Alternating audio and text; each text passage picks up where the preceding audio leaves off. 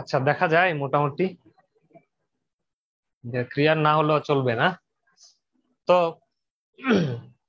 আজকে আমরা school of engineering বিডির zero to hero on power system part 2 5 number class, অর্থাৎ directional, non directional, differential relay, main and backup relay, এই সম্পর্কিত protection নিয়ে কথাবার্তা বলবো। আজকের ক্লাসটি খুব গুরুত্বপূর্ণ যারা পিজিসিবি তে চাকরি করবেন তাদের জন্য। 2 নাম্বার হচ্ছে যারা ডিস্ট্রিবিউশনে চাকরি করবেন তাদের জন্য, যারা জেনারেশনে চাকরি করবেন তাদের জন্য, এবং আরেকটা বিষয় হচ্ছে যারা বিভিন্ন হচ্ছে যে কোম্পানি আছে, যে মাল্টিন্যাশনাল কোম্পানি আছে, মানে পাওয়ার সেক্টর নিয়ে কাজ করে এরকম কোম্পানি আছে, এইসব কোম্পানিতে চাকরি করবেন তাদের জন্য। তো এই বিষয়গুলো না জানলে, আমি আবারও বলেছি যে আপনাকে বিভিন্ন জায়গায় হয়রানি হতে হবে, যে আপনাকে একজন ডিপ্লোমা ইঞ্জিনিয়ার হিসেবে, একজন বিএসসি ইঞ্জিনিয়ার হিসেবে, একজন প্রাইভেট থেকে বিএসসি করছেন বলে আপনাকে বিভিন্ন জায়গায় অপমান অপদস্থ হতে হবে। তো এই বিষয়গুলো জানতে হবে, জানলে আপনার সিনিয়র যে তাকে সহ কাবু করে রাখতে পারবেন। তো সেজন্য একটু মনোযোগ দিয়ে দেখবেন আজকের ক্লাসটি। প্রথমে আমরা যেটি শিখবো সেটি হচ্ছে ডিরেকশনাল রিলে। নাম শুনে বুঝে যাচ্ছে, তাই না? ডিরেকশনাল, ডিরেকশন মানে কি? দিক। যে কোনো একটা, আমরা যদি বলি এটা উত্তর দিকে গেছে বা দক্ষিণ দিকে গেছে, তার মানে কোনো কিছুর দিক নির্দেশ করার জন্য বা দিক প্রকাশ করার জন্য আমরা ডিরেকশনাল শব্দটি ইউজ করব। ঠিক এখানেও তেমনই সেম জিনিস, যে কোনো একটা রিলেকে আমি বললাম যে আপনি এই লাইনের দিকে তাকিয়ে থাকবেন। যদিও রিলেকে এরকম বলা যায় কি, আমার জানা নেই এরকম বলা যায় কিনা, তবে আমরা কিছু প্রোগ্রামিং করে কিছু কোড তার মধ্যে ঢুকিয়ে দিতে পারি যেন সে শুধু লাইনের দিকে তাকিয়ে থাকতে পারে। কেমন? তা আমরা এই ধরনের কোনো কিছু করে দিব, সেটা কিভাবে করব এই জিনিসটা বাস্তব জীবনে গেলে আপনারা নিজেরাই বুঝবেন। যেগুলো প্রোগ্রাম করে যারা রিলে বানায় তারাই করে আর কি, তারাই বলে দেয় যে এই পোর্টটা যদি আপনি ব্যবহার করেন তাহলে এইদিকে তাকাই থাকবে, ঠিক আছে? তো এটা যারা রিলে কোম্পানি বানায় তারাই মূলত এই প্রোগ্রামিং কোড গুলো করে দেয়। তারা করে কি, ডিরেকশনাল মানে হচ্ছে যে কোনো একদিকে সেটা আপনি ডিসাইড করবেন যে আপনি তাকে কোন দিকে তাক করে রাখবেন। যে আপনি বললেন যে ট্রান্সমিশন লাইনের দিকে তাকাই থাকতে, যে ট্রান্সমিশন লাইনের দিকে তাকাই থাকলো, ওই দিক থেকে যদি কারেন্ট আসে তখন সে কি করবে, কোনো একটা কিছুকে অপারেট করবে, বা কারেন্ট যদি যায় তাহলে কোনো একটা কিছুকে অপারেট করবে। কিন্তু একসাথে দুইটা জিনিসকে করতে পারবে না, মানে আসা এবং যাওয়া দুইটাকে একসাথে করতে পারবে না, হয় আসবে আর না হয় যাবে। যে কোনো একটাকে আপনি ওকে ডিক্লেয়ার করে দিতে হবে, আগে থেকে বলে দিতে হবে। এই জিনিসগুলোই আজকে আমরা একটু কথাবার্তা বলবো। তার মানে ডিরেকশন শব্দটা প্রথম আমরা কি বুঝলাম, যে কোনো একটা নির্দিষ্ট দিকে, একটু বুঝেন আপাতত। ডিরেকশনাল রিলে, ওকে, ডিরেকশনাল রিলে অপারেটস, বলা হচ্ছে এই রিলেটা অপারেট করবে বা কাজ করবে when the fault is driving power to flow in particular direction। একটা নির্দিষ্ট ডিরেকশনের কথা বলা আছে, যে কোনো একটা নির্দিষ্ট ডিরেকশনে আপনি বলে দিবেন যে এই ডিরেকশনে যদি কারেন্ট আসে, এই ডিরেকশনে যদি পাওয়ার ফ্লো হয়, পার্টিকুলার ডিরেকশন মানে কি নির্দিষ্ট ডিরেকশনে যদি পাওয়ার ফ্লো হয়, তবেই এই ফল্টের জন্য এটাকে ফল্ট বলে ধরে নিয়ে আপনি এটাকে অপারেট করবেন।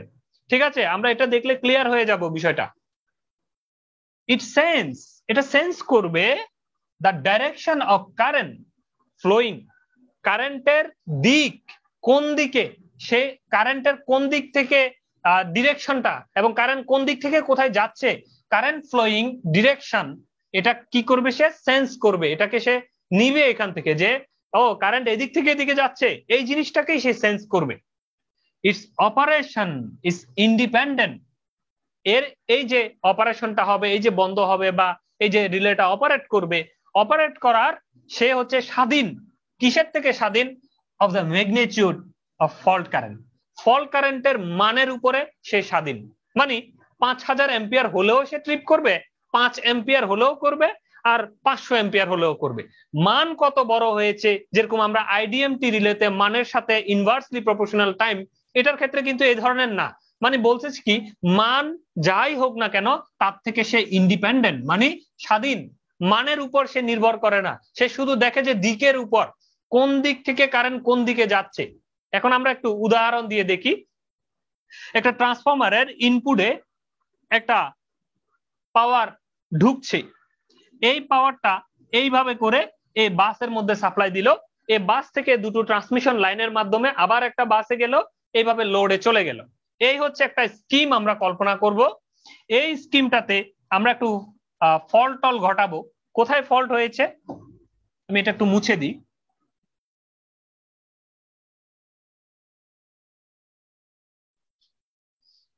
মনে করেন যে এইখানে একটা রিলে, ওভার কারেন্ট রিলে, কিন্তু এগুলো সব ওভার কারেন্ট রিলে। এইখানে একটা রিলে আমরা লাগিয়েছি, এইখানে একটা রিলে লাগিয়েছি।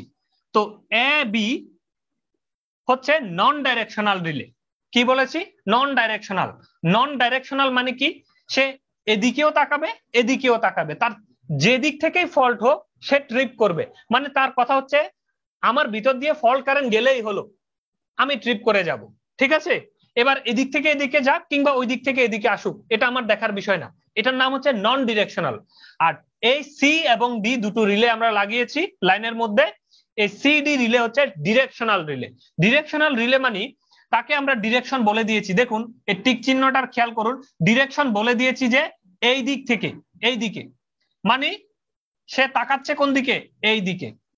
যদি কোনো কারণে কারেন্ট এই দিকে যায়, এই দিক তাকানো এর অর্থ কি? কারেন্ট যদি এই টিক চিহ্ন বরাবর যদি কোনো কারেন্ট যায় সে অপারেট করবে। এই টিক চিহ্ন যেদিকে আছে ওই বরাবর যদি কারেন্ট যায় সে অপারেট করবে। তাকে আমরা সেট করে দিয়েছি, বলেছি যে এই দিকে তাকাই থাকো তুমি, এবং এইদিকে যদি কোনো কারেন্ট যায় তাহলে সে অপারেট করবে, অন্যথায় করবে না। আচ্ছা, এই ডি তে আসেন। ডি তেও আমরা ডিরেকশনাল রিলে লাগিয়েছি এবং সেও এইদিকে তাকিয়ে আছে যে এইদিকে যদি কোনো কারেন্ট যায় তাহলেই সে অপারেট করবে, অন্যথায় সে করবে না। আচ্ছা, এখন আসেন স্বাভাবিকভাবে কারেন্ট কোন দিকে যায়? স্বাভাবিকভাবে এই দিকে দিয়ে এইভাবে করে এই কারেন্টটা যাচ্ছে। ঠিক আছে? আবার এইভাবে করে এদিক দিয়ে কারেন্টটা যাচ্ছে। কেন? এইভাবে করে গিয়ে এই বাসে উঠবে, বাস থেকে লোডে কারেন্টটা যাচ্ছে। এটা হচ্ছে স্বাভাবিক কারেন্ট। কোনো অসুবিধা যখন হয় নাই তখন এর কারেন্ট। ঠিক আছে? যখনই একটা ট্রান্সমিশন লাইনের মধ্যে এইখানে একটা ফল্ট হয়েছে, দেখুন এই যে এখানে একটা ফল্ট হয়েছে, ফল্ট। যখনই এই ট্রান্সমিশন লাইনের মধ্যে একটা ফল্ট হয়েছে তখন এই ফল্টের মধ্যে ফল্ট কারেন্ট কোনখান দিয়ে যাবে?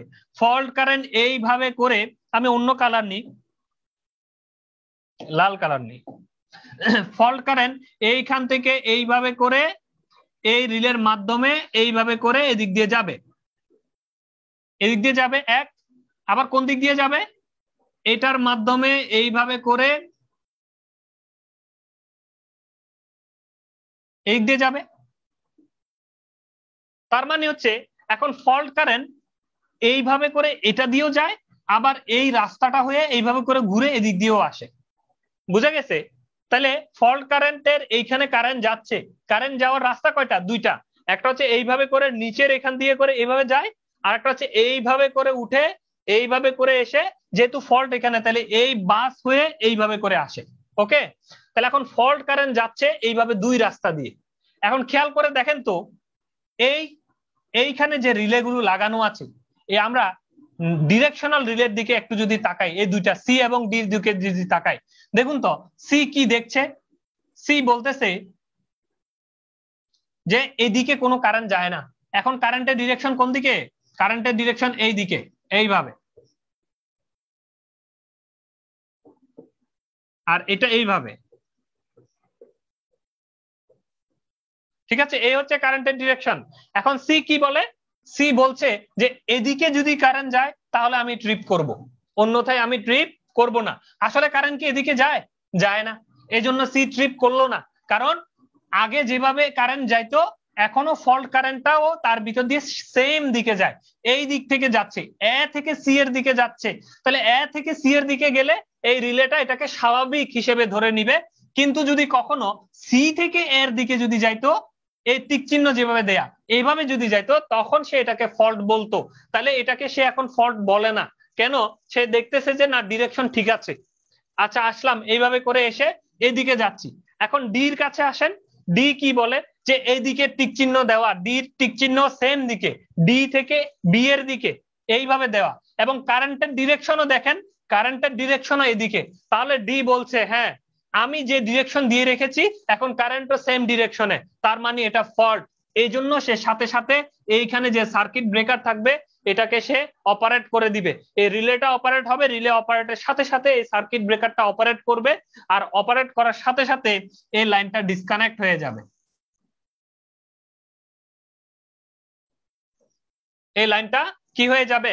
ডিসকানেক্ট হয়ে যাবে। ওকে, এখন যখন ডিসকানেক্ট হয়ে যাবে, এই লাইনটা ডিসকানেক্ট হলে এই জিনিসটাকে প্রোটেকশন দেয়া থাকবে, এই জিনিসটাও ডিসকানেক্ট হয়ে যাবে। মানে ও যদি ডিসকানেক্ট হয় ওকেও সে ডিসকানেক্ট করে দিবে। যখন এই ডিসকানেক্ট হয়ে গেল আবার এ ডিসকানেক্ট হয়ে গেল, এই দুইজন যেহেতু ডিসকানেক্ট হয়ে গেল, তখন এই ট্রান্সমিশন লাইনটা ট্রিপ করে গেল, বন্ধ হয়ে গেল। বুঝা গেছে? এই ট্রান্সমিশন লাইনটা বন্ধ হয়ে গেছে, কিন্তু এই লাইনটা তো ভালো ছিল, এই লাইনটা তো ফল্টি না। এই জন্য দেখেন এই লাইনটা এখনো কিন্তু চালু আছে। এই লাইনটা তখন এইভাবে করে লোডকে সাপ্লাই দিবে। তার মানে যেটা ভালো লাইন ছিল এটা ভালো অবস্থাতেই আছে, আর যেটা খারাপ লাইন ছিল, নষ্ট লাইন, ফল্টি লাইন ছিল, সেটা ট্রিপ করে গেছে। এখন এই ট্রিপটা কিভাবে করছে?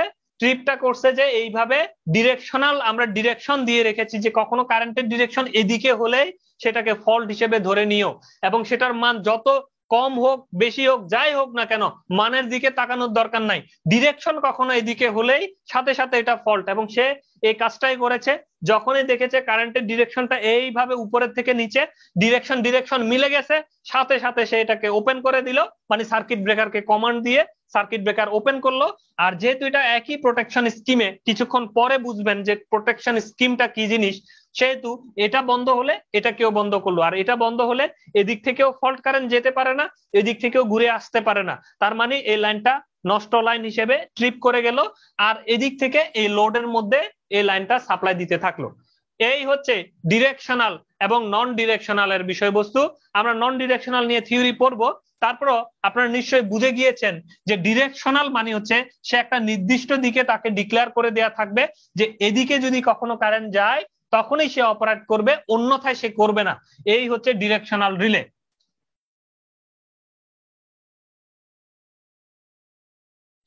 এখন আসেন নন ডিরেকশনাল রিলে কি জিনিস।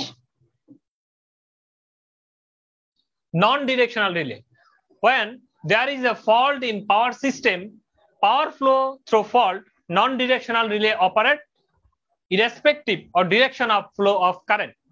খুব ইজি একটা বিষয়। কিছুক্ষণ আগে আমি বলেছি যে এই ব্যাটা হচ্ছে কিসের উপর নির্ভর করে? সে কোনো দিকের উপর নির্ভর করে না। when there is a fault, when there is fault in power system, পাওয়ার সিস্টেমের যেখানেই কোনো একটা ফল্ট সংঘটিত হবে, পাওয়ার ফ্লো থ্রু ফল্ট, তখন ওই ফল্টের কারণে ওই ফল্টের যে পাওয়ার সেটা যখন এটার ভিতর দিয়ে ফ্লো হবে, নন ডিরেকশনাল রিলে অপারেট। ঠিক আছে? তখন সে কি করবে? অপারেট করবে। এবং সেটা কিসের উপর নির্ভর করে না? ডিরেকশন অফ ফ্লো অফ কারেন্টের উপর ইরেসপেক্টিভ, সে নির্ভর করে না কিসের উপর? Direction of flow of current, কারেন্টের কোন দিক থেকে কোথায় যাচ্ছে এই ডিরেকশনের উপর সে কোনোদিনও নির্ভর করে না। শুধু তার ভিতর দিয়ে ফল্ট কারেন্ট গেলেই সে বুঝে নেয় ও ফল্ট হয়েছে। আচ্ছা, এখন আসেন এই যে এটা বুঝার জন্য, নন ডিরেকশনাল বুঝার জন্য আমরা এখান দুইটা চিত্র এখানে নিয়েছি। জেনারেটর থেকে এইভাবে করে গ্রিডে আপনি পাওয়ার সাপ্লাই দিচ্ছেন, মধ্যখানে ট্রান্সফরমার বহু কিছু আছে, শুধু আপনি স্কিমটা বুঝেন, মানে জেনারেটর থেকে গ্রিডে পাওয়ার যাচ্ছে এই স্কিমটা বুঝেন।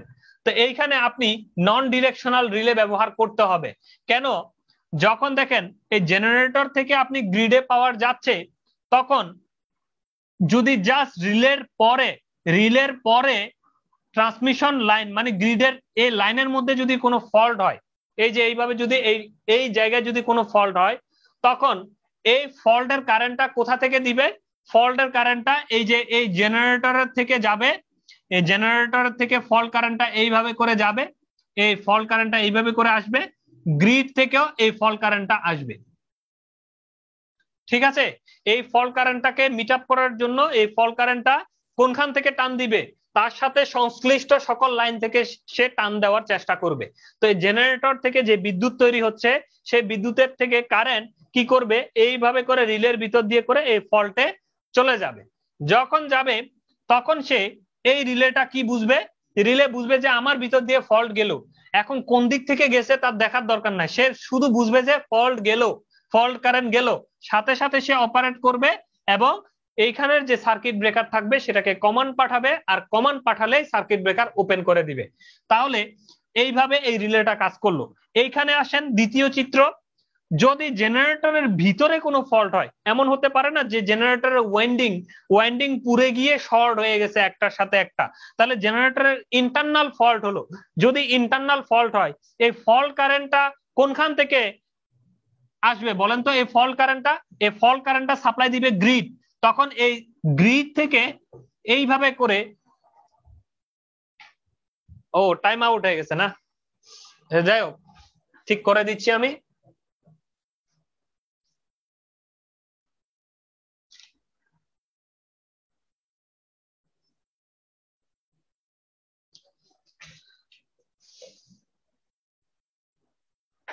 আচ্ছা, তো যেটি বলছিলাম যে এই জেনারেটরের যে এই ফল্ট কারেন্টটা কোনখান থেকে আসবে? এই গ্রিড থেকে আসবে। যেহেতু গ্রিডে তো অনেক বিদ্যুৎ আছে, তাই না? মানুষ, আমি হয়তো জেনারেটর আমারটা নষ্ট হয়ে গেছে, আরো অনেক জেনারেটর তো এই গ্রিডে বিদ্যুৎ দিচ্ছে। তাহলে ওই গ্রিড থেকে বিদ্যুৎ এইভাবে করে আসবে, এই রিলের ভিতর দিয়ে ঢুকে এই জেনারেটরের ভিতর দিয়ে এই ফল্টটাকে এইভাবে করে ফল্ট কারেন্ট প্রবাহিত হবে। এখন দেখেন এই রিলে কি বুঝলো? রিলে বুঝলো যে তার ভিতর দিয়ে, তার সিটির ভিতর দিয়ে ফল্ট কারেন্ট যাচ্ছে। তাহলে ফল্ট কারেন্ট গেলেই সে কি করবে? সাথে সাথে সে বুঝে যাবে ও ফল্ট হয়েছে, সে আবার ট্রিপ কমান্ড দিবে, সার্কিট ব্রেকারটাকে ওপেন করে দিবে। তাহলে বলেন এইখানে এই রিলেটা যদি আমরা ডাইরেকশনাল ইউজ করতাম অসুবিধা হতো কিন্তু। কেন? যদি আমরা ডাইরেকশনাল ইউজ করতাম তাহলে শুধুমাত্র জেনারেটরের থেকে ওই দিকে প্রোটেকশন দেওয়া যেত, অথবা ওই দিক থেকে এদিকে যে কোনো একদিকে প্রোটেকশন দেওয়া যেত। কিন্তু নন ডিরেকশনাল ইউজ করাতে কি লাভ হয়েছে? জেনারেটরের ভিতরেও যদি ফল্ট হয় তাহলেও ট্রিপ করবে, জেনারেটরের বাইরে গিয়েও যদি ফল্ট হয় তাহলেও ট্রিপ করবে। এবং আমরা চাই এটা, যে জেনারেটরের বাইরেও যদি কোনো ফল্ট হয় জেনারেটর ট্রিপ করুক, জেনারেটরের ভিতরেও যদি কোনো ফল্ট হয় তাও জেনারেটর ট্রিপ করুক। এই অবস্থা যদি আমরা চাই তাহলে এখানে আমরা ডিরেকশনাল ইউজ করতে পারবো না, ইউজ করতে হবে কি নন ডিরেকশনাল। হ্যাঁ, ওভার কারেন্ট রিলে বা যেটাই হোক না কেন, আপনারা দেখবেন সামনে আরো অনেক কিছু আছে যে নন ডিরেকশনাল রিলে। এক কথায় যদি আমরা বলি, আমরা নন ডিরেকশনাল রিলে এখানে ব্যবহার করব। তাহলে নিশ্চয়ই আপনারা বুঝে গিয়েছেন যে ডিরেকশনাল কি জিনিস এবং নন ডিরেকশনাল কি জিনিস। আমরা নেক্সট পেজে চলে যাই।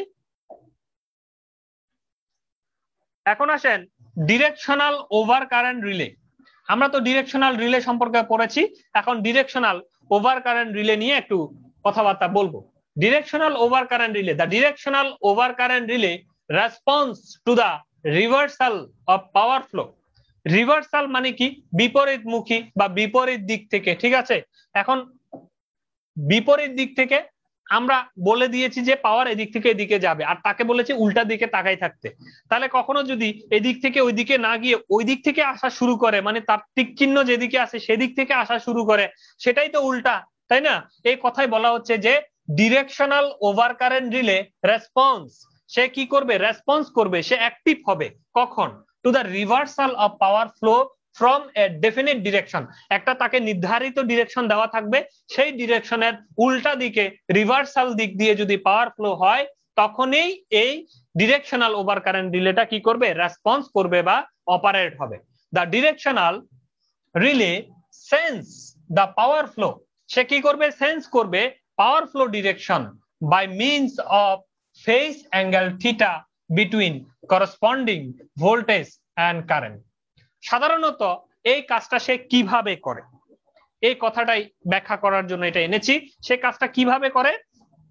সে যেটা করে হচ্ছে যে এই যে সেন্সটা করে, সে এই সেন্সটা করে হচ্ছে direction by means of phase angle theta. সে মূলত ফেজ অ্যাঙ্গেলটাকে নেয়, ভোল্টেজ এবং কারেন্টের মধ্যবর্তী যে কোণ থিটা, সেই কোণ থিটার মানটাকেই সে গ্রহণ করে বা সে তাকায় দেখে, সেই কথাই বলা হচ্ছে। এই যে আপনাদের মনে প্রশ্ন থাকতে পারে যে সে ডিরেকশনটা বুঝে কেমনে, যে উল্টা থেকে আসলো যে তাকে ট্রিপ করতে হবে, এই বিষয়টা উল্টা সে যে কিভাবে বুঝে? এ বুঝে হচ্ছে যে সে মূলত তাকায় হচ্ছে ভোল্টেজ এবং কারেন্টের মধ্যবর্তী কোণ থিটার দিকে। when theta is less than, এই শর্তটা দেখেন, when theta is less than plus minus 90 degree, theta যদি প্লাস 90 হোক মাইনাস 90 হোক, থিটার মানটা যদি 90 এর কম যদি হয়, তখন দ্য রিয়েল পাওয়ার বা অ্যাক্টিভ পাওয়ার এর সূত্র কি? P is equal to BI cos theta is positive. যদি থিটার মানটা প্লাস হোক মাইনাস হোক 90 ডিগ্রির যদি কম হয় তখন সে এটাকে পজিটিভ হিসেবে ধরে নেয়, এবং আসলে বাস্তবে আমাদের পজিটিভ পাওয়ার কিন্তু ওই কম ডিগ্রির ভিতরেই, ঠিক আছে, প্লাস মাইনাস 90-র ভিতরে। when the power flow through reverse direction, যদি পাওয়ারটা এই সঠিক ডিরেকশনে না হয়ে যদি উল্টা ডিরেকশনে হয়, ডিউ টু এনি ফল্ট, এবং এটা কখন উল্টা হবে? কোন একটা ফল্টের কারণেই হবে, থিটা বিকামস গ্রেটার, থিটার মানটা বড় হতে থাকে, and then plus minus 90 degree and greater than কত হয়? সেটা গ্রেটার থিটার মানটা কত হয়? 90 ডিগ্রি, প্লাস মাইনাস, প্লাস হোক মাইনাস হোক 90-র উপরে গিয়ে চলে যায়, 90-র উপরে, 91, 95, 120, 130, মানে 90-এর উপরে যদি যায় গ্রেটার দেন 90 ডিগ্রি থিটার মান, তখন আমরা ধরে নিব যে পাওয়ার ফ্লো ডিরেকশনটা উল্টা দিক দিয়ে। তখন P is equal to BI cos theta becomes negative in sign, তখন এই পাওয়ারের মানটা কিসে আসে? উল্টা হয়, মাইনাস হয়ে যায়, মাইনাস। এই জিনিসটাই মূল জিনিস। সে কিভাবে বুঝে? যখন একটা নির্দিষ্ট দিকে মানে পজিটিভ দিকে যখন পাওয়ার ফ্লো হয় তখন থিটার মান থাকে প্লাস মাইনাস 90 ডিগ্রি থেকে কম, বা ম্যাক্সিমাম 89 ডিগ্রি ধরতে পারেন আপনারা, যে 90 এর কম, সোজা কথা। আর যদি থিটার মানটা 90-এর উপরে যায় তখন আসলে পাওয়ার ফ্লোটা যেদিকে হওয়ার কথা ছিল তার উল্টা দিকে হয়, তখন পি এর মানটা নেগেটিভ হয়, সাইনে মাইনাস পি হয়, ঠিক আছে। যে আপনারা দেখবেন যারা বিভিন্ন কোম্পানিতে চাকরি করছেন কিংবা বিভিন্ন পাওয়ার হাউসে চাকরি করছেন, যে যখন আমরা বলি যে কোনো একটা বিদ্যুৎ আসছে, মানে আপনার গ্রিডে যদি কোনো বিদ্যুৎ ঢুকে তখন হচ্ছে মাইনাস, এটার সামনে মাইনাস পি, মানে এই বিদ্যুৎ আসলে সেটাকে আমরা বলবো মাইনাস, আর বিদ্যুৎ যদি আমার গ্রিড থেকে কোথাও যায় তখন এটাকে বলবো প্লাস, ঠিক আছে। এই জিনিসটা আমরা কিন্তু সবাই জানি আর কি, এই বিষয়টা কিন্তু এখান থেকে আসছে, যে বিদ্যুৎ যদি আসে তখন তার ডিগ্রি অ্যাঙ্গেল হয় একরকম, যখন সে যায় তখন তার ডিগ্রি অ্যাঙ্গেল থাকে আরেক রকম। তো সেই জন্যই ওইখান থেকে বুঝে নেওয়া হয় যে বেসিক্যালি পাওয়ার ফ্লোটা কোন দিকে, যে কি আসতেছে নাকি যাচ্ছে। তো এইভাবে করে আমরা এই ডিটারমাইনটা করে, মানে রিলেটা বুঝে যে থিটার মানটার দিকে সে শুধু তাকায়, অন্য কিছু কি তাকায় না আর কি। তারপর আর কি আছে, আরো কিছু বিষয় আছে, আমরা একটু দেখি। এটা একটু মুছে দিই।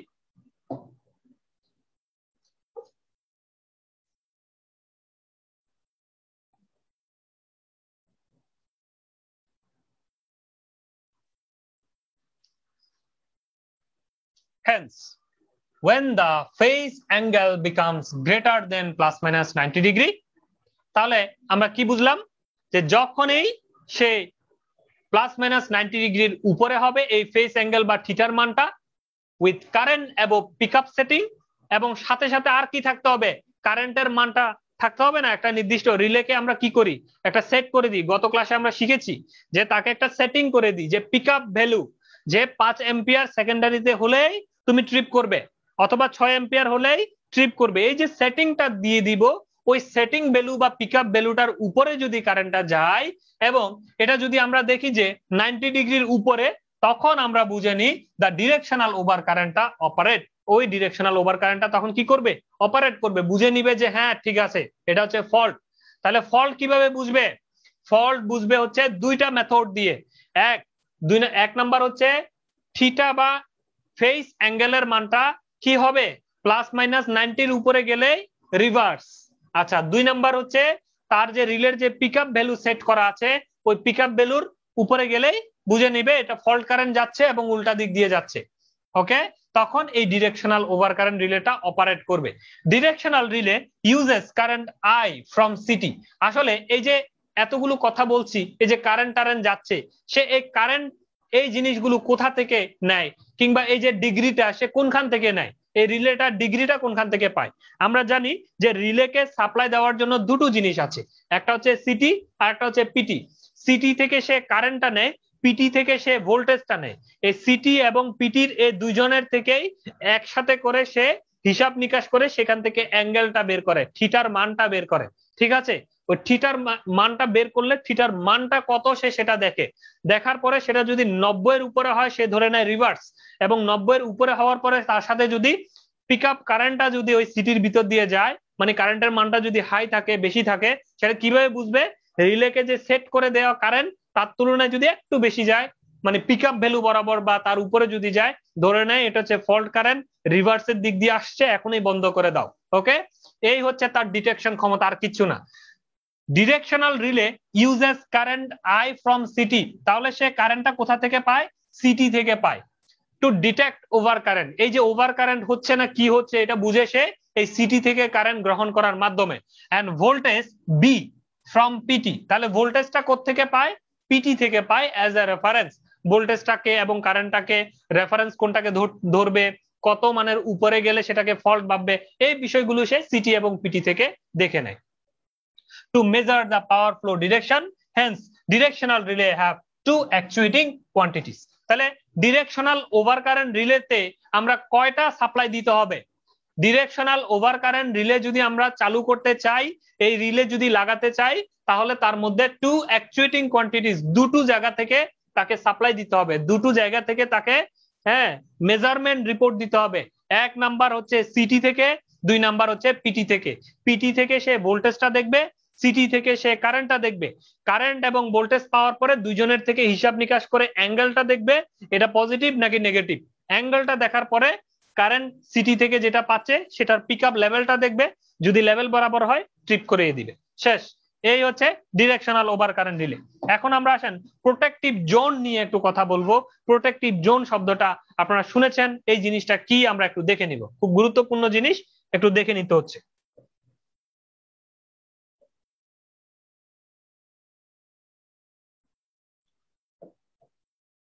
প্রোটেক্টিভ জোন এই জিনিসটা কি? এই জিনিসটা হচ্ছে আমাদের যে সারা পৃথিবীর পাওয়ার সিস্টেম, আমরা যদি বলি বাংলাদেশ, বাংলাদেশের পাওয়ার সিস্টেমের কোনো লাইন, কোনো কিছুই আনপ্রোটেক্টেড অবস্থা নেই। সকল লাইন, সকল ফিডার এবং সকল কিছুই যে কোনো ভাবেই হোক প্রোটেকশনের ভিতরে আনতে হবে। প্রোটেকশন মানে কি? মনে করেন যে এই বাসবারের মধ্যে কোনো একটা দুর্ঘটনা ঘটলো, বাসবারের মধ্যে তার ছিঁড়ে মাটিতে পড়লো, অথবা এই বাসবারে একটা গাছ এসে লাগলো, তাহলে মনে করেন কোনো কেউ ট্রিপ করলো না, এই লাইনটাও ট্রিপ করলো না, এই জেনারেটরও ট্রিপ করলো না, এরাও করলো না, তাহলে কি ঘটনা ঘটবে? তখন এই বাসবার থেকে ওভার কারেন্ট গাছের ভিতরে যাবে, গিয়ে এই গাছকে জ্বালাবে, জ্বালাবে, কোনো মানুষ সেখানে আসলে মানুষকে মেরে ফেলবে। তাহলে এই ঘটনা কি আমরা চাই?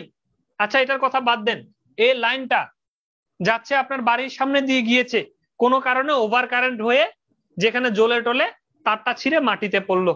এখন মাটিতে পড়লে সে হেভি কারেন্ট মাটিতে যাবে, আগুন ধরতে থাকবে মাটিতে, এবং সেই আগুন এইভাবে করে তার মনে করেন দুলতে থাকবে, আর সেখানে হচ্ছে মাটির ওখানে চারিদিকে আগুন জ্বলতে থাকবে। এখন আপনি যদি সেখানে যান, আপনি মারা যাবেন, সেটা দললে মারা যাবে। কখন বন্ধ হবে এই আগুন, কখন এই তারের মধ্যে বিদ্যুৎ থাকবে না, কেউ জানে না। তো এই ধরনের লাইন কি আপনারা চান, যেখানে ছিঁড়ে পড়লে সে আগুন ধরতেই থাকুক, ধরতেই থাকুক, আমরা শুধু দেখবো ও কি সুন্দর লাগছে আগুন ধরে, তাই না? এরকম তো আমরা লাইন চাই না। কিংবা পাওয়ার সিস্টেমের কোনো একটা কিছুতে কোনো ঘটনা ঘটলে সেটা দীর্ঘস্থায়ী হোক, সেটা আমরা কেউই চাই না। ট্রান্সফরমার আগুন লাগছে, আগুন জ্বলুক, সেটা আমরা চাই? চাই না। লাগার সাথে সাথে যেন বন্ধ হয়, তারটা মাটিতে পড়ার সাথে সাথে যেন বন্ধ হয়ে যায়। এই জিনিসগুলোই আমাদেরকে এনশিওর করতে হবে। তো বাংলাদেশে যত ট্রান্সমিশন, ডিস্ট্রিবিউশন সহ জেনারেশন সহ যত নেটওয়ার্ক আছে, সবগুলো নেটওয়ার্কের সবগুলো লাইন এইভাবে একটা নির্দিষ্ট জোন ভিত্তিকে প্রোটেকশন সিস্টেমের আওতায় আনতে হবে।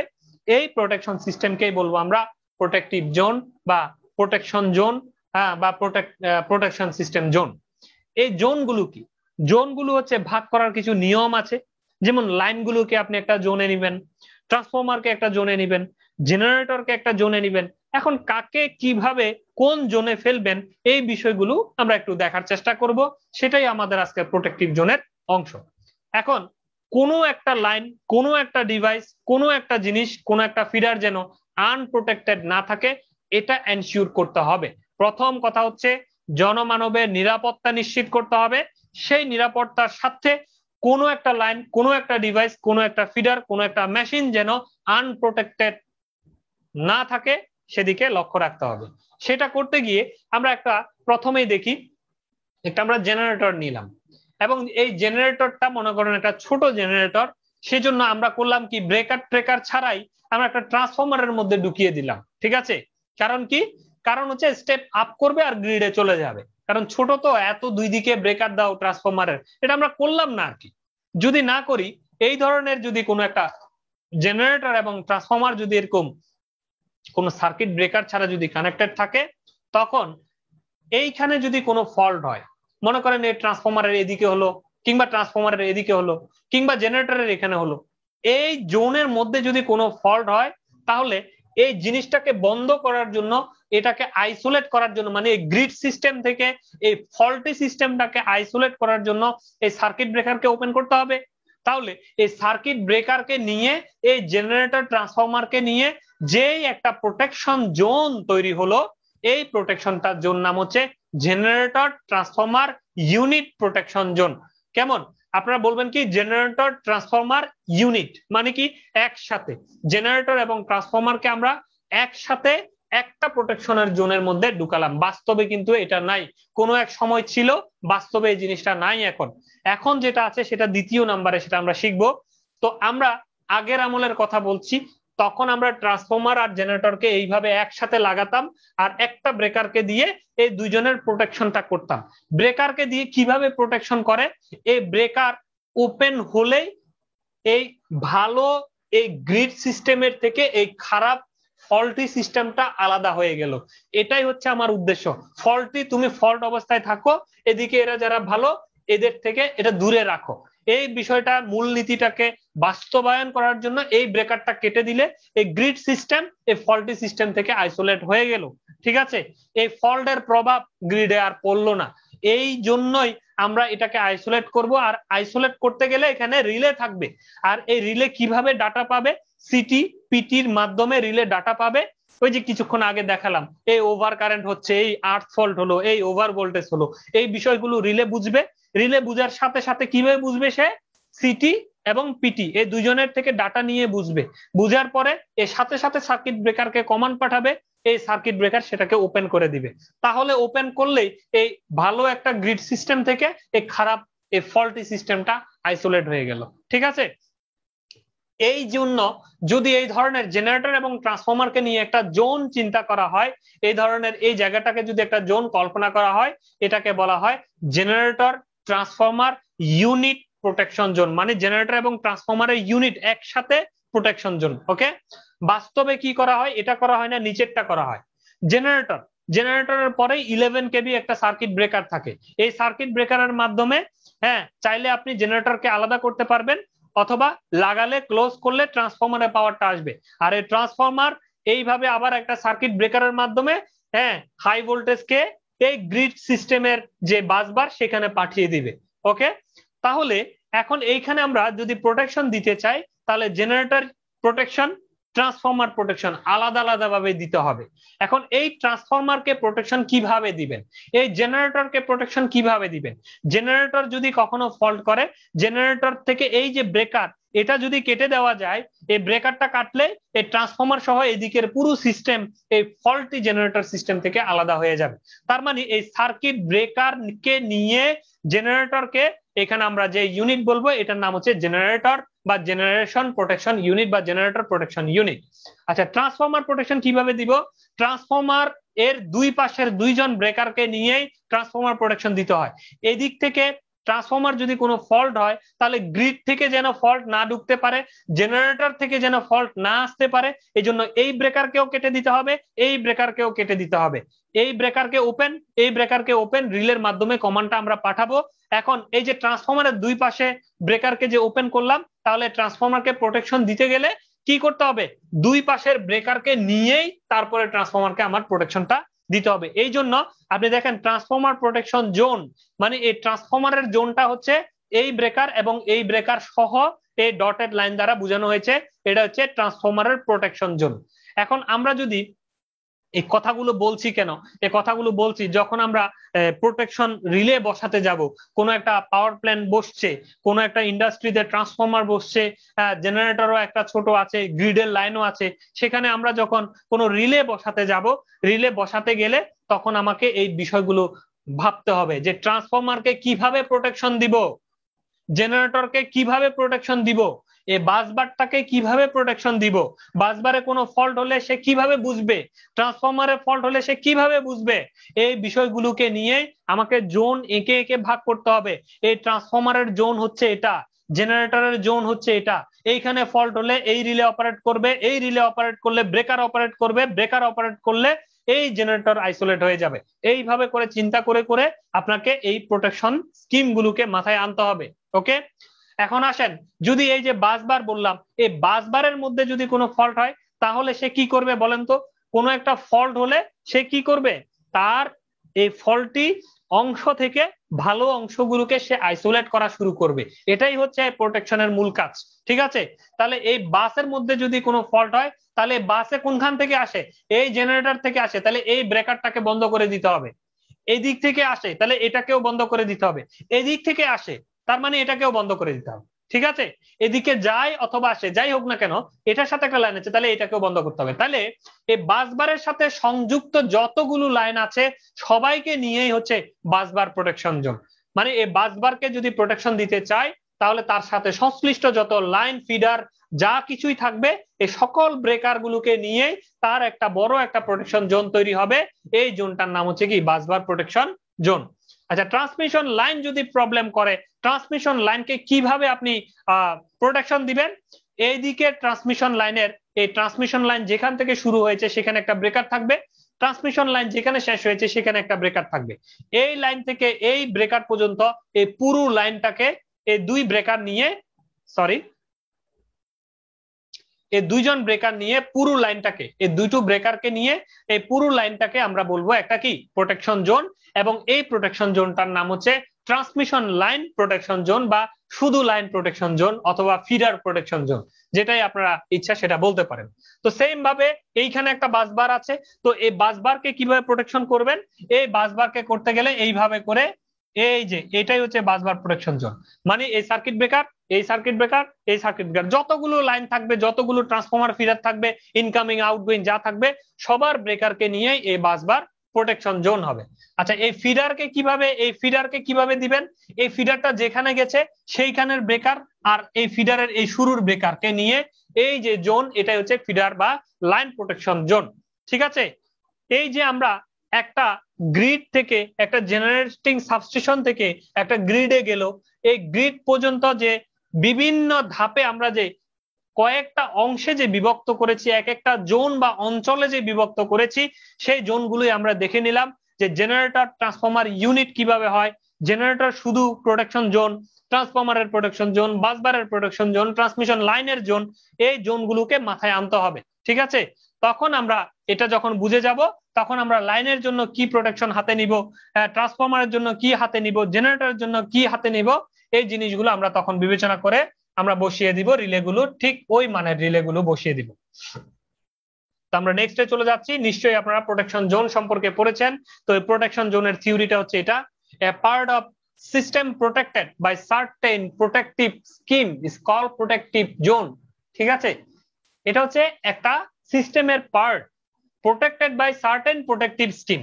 প্রোটেক্টেড বাই, এখন কিভাবে এটাকে প্রোটেক্টেড করা হচ্ছে? কিছু স্কিম, কিছু সার্টেন প্রোটেক্টিভ স্কিম। কি কি স্কিম? ওই যে জেনারেটর প্রোটেকশন স্কিম, ট্রান্সফরমারের জন্য হলে ট্রান্সফরমার প্রোটেকশন স্কিম, ট্রান্সমিশন লাইনের জন্য হলে লাইন প্রোটেকশন স্কিম। হ্যাঁ, বিভিন্ন প্রোটেকশন স্কিমের মাধ্যমে আমরা এই পাওয়ার সিস্টেমের এই পার্টটাকে প্রোটেকশন করতেছি, অর জোন অফ প্রোটেকশন। তাহলে এই জন্য এটাকে বলবো প্রোটেক্টিভ জোন অথবা জোন অফ প্রোটেকশন, যে কোনো একটা আপনারা বলতে পারেন। The entire power system is covered by several protective zone. তাহলে পুরো পাওয়ার সিস্টেমটাকে আমরা সেভারাল মানে কয়েক প্রকার প্রোটেক্টিভ জোন বা কয়েকটা ভাগে বিভক্ত করতে পারি, কয়েকটা প্রোটেক্টিভ জোনে বিভক্ত করতে পারি। The protective zone usually overlap each other. এই কথাটা গুরুত্বপূর্ণ। প্রোটেক্টিভ জোন সাধারণত একজনকে আরেকজন দ্বারা ওভারল্যাপ করে। খেয়াল করে দেখেন যে এইখানের জেনারেটর প্রোটেক্টিভ জোনটা এই পর্যন্ত, আবার এদিকে বাসবার দেখেন এটাকে ওভারল্যাপ করেছে, মানে এই আয়সা এটার ভিতরে ঢুকছে, ও যায় ওটার ভিতরে ঢুকছে, তাহলে একজন আরেকজনকে ওভারল্যাপ করলো না। এইখানে দেখেন এই যে ট্রান্সফরমার ওর ভিতরে ঢুকলো এইভাবে, তাহলে এই বাসবার প্রোটেকশন জোন এই ট্রান্সফরমার প্রোটেকশন জোনকে ওভারল্যাপ করলো। তাহলে এই জন্য বলতেছে এই ধরনের সিস্টেমে সাধারণত একজনকে আরেকজন এইভাবে করে কি করবে, ওভারল্যাপ করতে থাকবে। So that no part of the system is left unprotected, এই কারণে কোনো পার্ট এই পাওয়ার সিস্টেমের কোনো পার্ট আনপ্রোটেক্টেড অবস্থায় আর থাকবে না, সবাই প্রোটেক্টেড অবস্থায় চলে যাবে। ঠিক আছে, এখন খুবই গুরুত্বপূর্ণ একটা বিষয়, এই জিনিসটা আমাদেরকে জানতে হবে, এই বিষয়টা আমরা একটু পড়ব।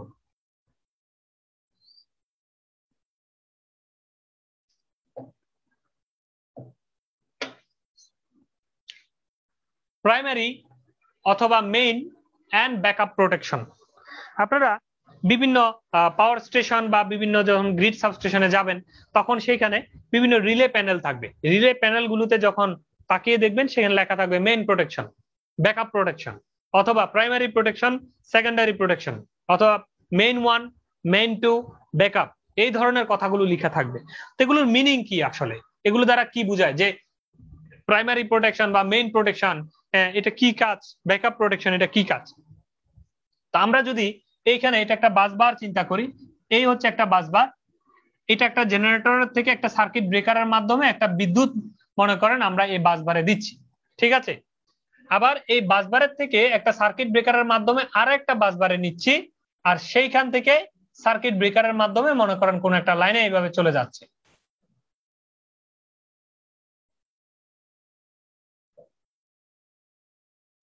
ওকে, এই অবস্থায় এই সার্কিট ব্রেকারকে অপারেট করার জন্য, ফল্ট যখন হবে তখন অপারেট করার জন্য আমরা এখানে ওভার কারেন্ট রিলে বসিয়েছি। কি relay? Over current relay, OCR মানে ওভার কারেন্ট রিলে বসিয়েছি। এই ওভার কারেন্ট রিলে এই লাইনে যদি কোনো ফল্ট হয়, এই ট্রান্সমিশন লাইনের মধ্যে যদি কোনো ফল্ট হয়, তাহলে এই লাইনে ওভার কারেন্ট টান দিবে, তাই না? তাহলে এই ওভার কারেন্টটা কোনখান দিয়ে যাবে? এই সার্কিট ব্রেকারের ভিতর দিয়ে যাবে, এই সিটির ভিতর দিয়ে যাবে, আর সেটা দেখতে পাবে রিলে। যখন রিলে দেখবে যে সিটির ভিতর দিয়ে বেশি কারেন্ট যায়, তখন সাথে সাথে সে এই সার্কিট ব্রেকারকে কমান্ড পাঠাবে যে সার্কিট ব্রেকার ওপেন, ওপেন হয়ে যাও। কেন? ফল্ট যাচ্ছে, বেশি কারেন্ট যাচ্ছে। সে কে বলবে? রিলে বলবে। রিলে কিভাবে বুঝে? এতই বুদ্ধিমান হয়ে গেছে। রিলে বুঝে কিচ্ছু না, সিটি থেকে বুঝে। কারণ রিলেতে দুটো সাপ্লাই দিতে হয়, একটা সিটি থেকে, একটা পিটি থেকে। তো পিটি থেকে সে ভোল্টেজ দেখে, আর সিটি থেকে সে কারেন্ট দেখে। যখন সে দেখে যে কারেন্টটা বেশি, তাহলেই তো বোঝা যাচ্ছে, আর তো কিচ্ছু না। রিলে জাস্ট সেটাই দেখে যে কারেন্টটা বেশি যায় কিনা। রিলেকে একটা সেট করে দেয়া থাকে কারেন্ট, তাই না? সেটিং দেখেছি আমরা গত ক্লাসে। তো রিলেকে আমরা সেট করে দিয়েছি যে 5 এম্পিয়ার সেকেন্ডারিতে থাকলে ও তুমি খুশি থাকবে, সে খুশি আছে। যখন 5 এম্পিয়ারের বেশি গেল, সে আর খুশি নাই, সাথে সাথে সে বুঝলো হ্যাঁ এটা তো ফল্ট, সাথে সাথে সে রিলে অ্যাক্টিভ হলো, সে সার্কিট ব্রেকারকে বলে দিল যে বেশি যাচ্ছে, কিন্তু সার্কিট ব্রেকার সাথে সাথে ওপেন করে দিল। ওকে, এখন মজার বিষয় হচ্ছে আমি যে কথাগুলো বললাম, এটার ভিতরে যদি কেউ খারাপ থাকে, কেউ যদি নষ্ট থাকে, এখানে ফল্ট হয়েছে, ফল্ট কারেন্ট যাচ্ছে, সিটি মনে করেন বুঝতে পারলো যে হ্যাঁ বেশি কারেন্ট যাচ্ছে, সে রিলেকে পাঠালো।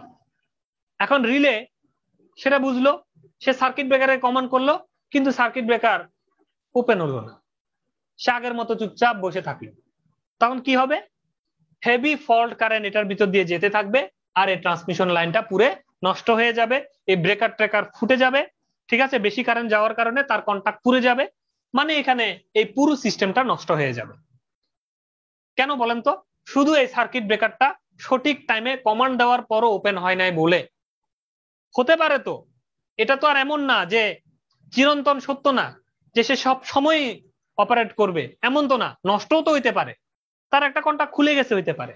আচ্ছা আচ্ছা, বাদ দেন সার্কিট ব্রেকার ভালো, এই যে রিলে, যার প্রতি আপনি অতন্ত্র প্রহরী টহরী বইলা টইলা বহু কিছু করে ফেলছেন, এই রিলেও তো বেইমানি করতে পারে। সিটি বেশি কারেন্ট দিল, রিলে চুপ করে বসে আছে, সে অপারেট করলো না। হইতে পারে তো মেশিনের জিনিস রে ভাই, রিলে কোনো একটা জিনিস নষ্ট হয়ে গিয়ে সে অপারেট করলো না। তো এই ধরনের যদি কন্ডিশন হয়, তো রিলে যদি অপারেটই না করে ব্রেকার বুঝবে কেমনে? সে তো বুঝেই নাই। তখন এখানে ফল্ট কারেন্ট যাবে আর আমার সবকিছু ক্ষতি করবে। তার মানে এই সিস্টেমের সাথে সংশ্লিষ্ট কারা কারা আছে? CT, PT, relay, circuit breaker. এই চারজনের ভিতরে যদি কেউ কোনো কারণে নষ্ট হওয়ার কারণে, মানে মিস ফাংশনিং এর কারণে যদি তারা যদি কোনো অপারেট না করে, তখন আমার এই জাতীয় সম্পদের প্রচুর ক্ষতি হয়ে যাবে। এই পুরো সিস্টেম, এখানে আইসোলেটর নষ্ট হবে, এই সার্কিট ব্রেকার গুলো নষ্ট হবে, এই ট্রান্সমিশন লাইন গুলো ছিঁড়ে পড়বে, এইখানে ইনসুলেটর ফেটে টেটে পুড়ে যাবে, মানে এই পুরো লাইনটা নষ্ট হবে শুধু একটা ফল্টের কারণে। ঠিক আছে? এই ঘটনা আমরা চাই? নিশ্চয়ই চাই না। তো যদি সে অপারেট করত, তাহলে আমরা বলতাম এটা হচ্ছে প্রাইমারি প্রোটেকশন। প্রাইমারি প্রোটেকশন মানে প্রথম প্রোটেকশন। যুদ্ধ করতে গেলে যে প্রথম সারির যোদ্ধা সে হচ্ছে এই রিলেটা। ঠিক আছে? এই রিলেকে প্রথম সারির যোদ্ধা বলা হচ্ছে। বারবার চলে যাচ্ছে টাইম আউট না? আমি আসলে আজকে ভুলে যাচ্ছি যে টাইম যে এত দ্রুত চলে যাচ্ছে। হ্যাঁ,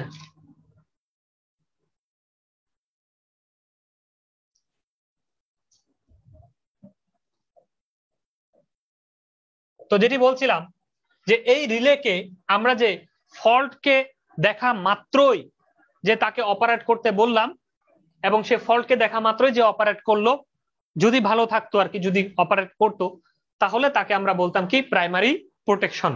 তো এই প্রাইমারি প্রোটেকশন কখনো যদি না করে, এই প্রাইমারি প্রোটেকশন কখনো যদি প্রোটেকশন দিতে ব্যর্থ হয়, ফল্ট করে, তখন পিছনে আরেকজনকে প্রোটেকশনের জন্য ব্যবস্থা করে দেওয়া থাকে যেন জাতীয় সম্পদ নষ্ট না হয়। এটা হচ্ছে দ্বিতীয় সারির যোদ্ধা। এই দ্বিতীয় প্রোটেকশনটা কারা? এই ফিডারকে সাপ্লাই কে কে দিচ্ছে? ভালো করে লক্ষ্য করেন, এই ফিডারকে, এই লাইনটাকে, এই ব্রেকারটা যে নষ্ট হলো, এই ব্রেকারটাকে সাপ্লাই কে দিচ্ছে? এই ব্যাটারি দিচ্ছে। তাহলে এইখানে যে দিচ্ছে ওই ব্রেকারের ওইখানে প্রোটেকশন দেওয়া থাকে ওর জন্য। যদি কখনো ও যদি ফেল করে, ও যদি একটা নির্দিষ্ট সময় পর্যন্ত যদি ওপেন করতে না পারে, সাথে সাথে এ ওপেন হয়ে যাবে। তাহলে ও হচ্ছে প্রথম সারির যোদ্ধা, সে যদি ফেল করে, এই দ্বিতীয় সারির যোদ্ধা এখানে দাঁড়ানো, মানে তার ইনকামিং লাইন। যে ফেল করবে তার ইনকামিং লাইন, ইনকামিং যতগুলো, যদি একটা থাকে একটা, যদি এমন হয় যে এখানে আরো একটা বাসবার আছে, এখানে আরো একটা জেনারেটর আছে, সেইখান থেকে আর একটা সার্কিট ব্রেকার রিলের মাধ্যমে আর একটা ইনকামিং, তাহলে এটাকেও দেওয়া থাকতো। এখন এটা যদি না থাকে, ইনকামিং কয়টা? এটার ইনকামিং হচ্ছে একজন, এটা তো আউটগোয়িং, এটা ইনকামিং হচ্ছে এই একজন। আচ্ছা, যদি এই ধরনের দুইটা ইনকামিং থাকতো, তাহলে দুইজনকে সেকেন্ড সারির যোদ্ধা, দুইজনকে বলা থাকতো যে ও যদি ট্রিপ না করে তাহলে তোমরা দুজন ওপেন হবা। আর যদি এখানে 50 জন থাকতো এবং 50 জন প্রত্যেকেই যদি ইনকামিং ফিডার হতো, তাহলে প্রত্যেককেই দেওয়া থাকতো ওর জন্য যে ও যদি ট্রিপ না করে তাহলে যতজন এটার ভিতরে পাওয়ার সাপ্লাই দিচ্ছ প্রত্যেকেই বন্ধ হয়ে যাবে। ঠিক আছে? তো এই জায়গা, এই যে দ্বিতীয় টার্মে এরা যে বন্ধ হলো, এদেরকে বলবো সেকেন্ডারি প্রোটেকশন বা ব্যাকআপ প্রোটেকশন। সাধারণত প্রাইমারি প্রোটেকশন যেটা দেওয়া থাকে, সেই সময়ের মধ্যে যদি এই প্রাইমারি প্রোটেকশন সে দিতে ব্যর্থ হয়, তখন সেকেন্ড ধাপে এসে তার থেকে একটা নির্দিষ্ট সময়, একটু বেশি সময়ে এসে এই সেকেন্ডারি, সেকেন্ড লাইনের এই ব্রেকার গুলোকে এই রিলে কি করবে? ট্রিপ কমান্ড দিবে। আর ট্রিপ কমান্ড দেওয়ার সাথে সাথে ব্রেকার গুলো ওপেন হয়ে গিয়ে এই জায়গাকে পাওয়ার সাপ্লাই বন্ধ করে দিবে, মানে এই ফল্টি লাইনটাকে এই সিস্টেম থেকে আউট করে দিবে। ঠিক আছে? এইভাবে এই সেকেন্ডারি প্রোটেকশন বা ব্যাকআপ প্রোটেকশন কাজ করে। আমরা একটু পরে দেখার চেষ্টা করি কি লেখা আছে।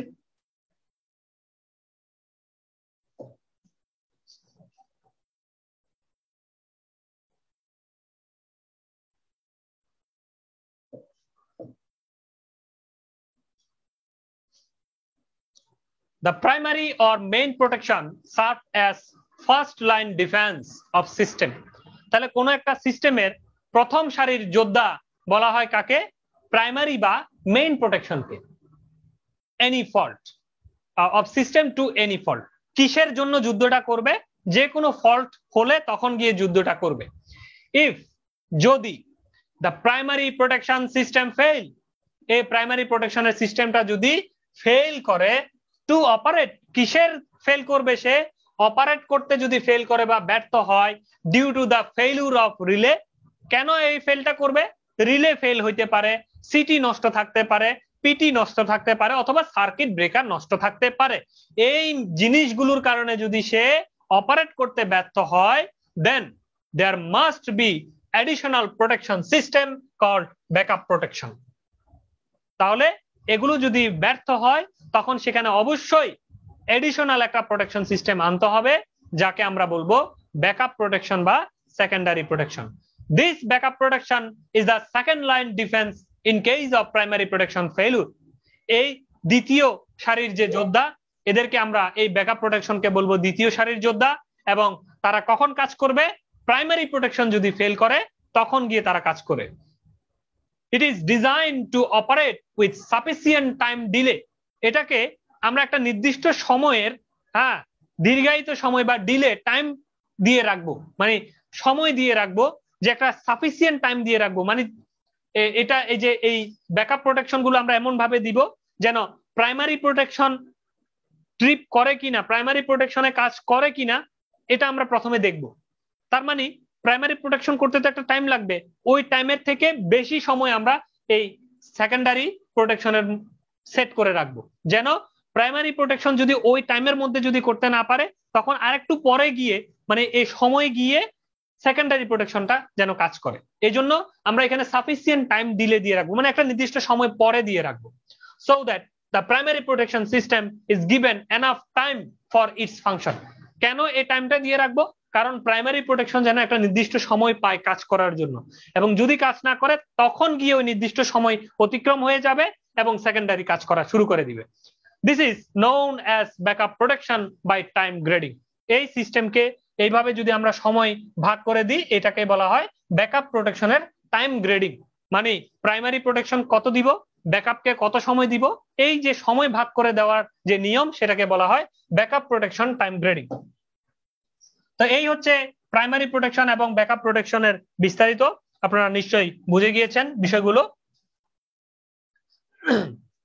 এখন আসেন ইম্পর্টেন্ট আরেকটি টপিকস, সেটি হচ্ছে ডিফারেন্সিয়াল রিলে।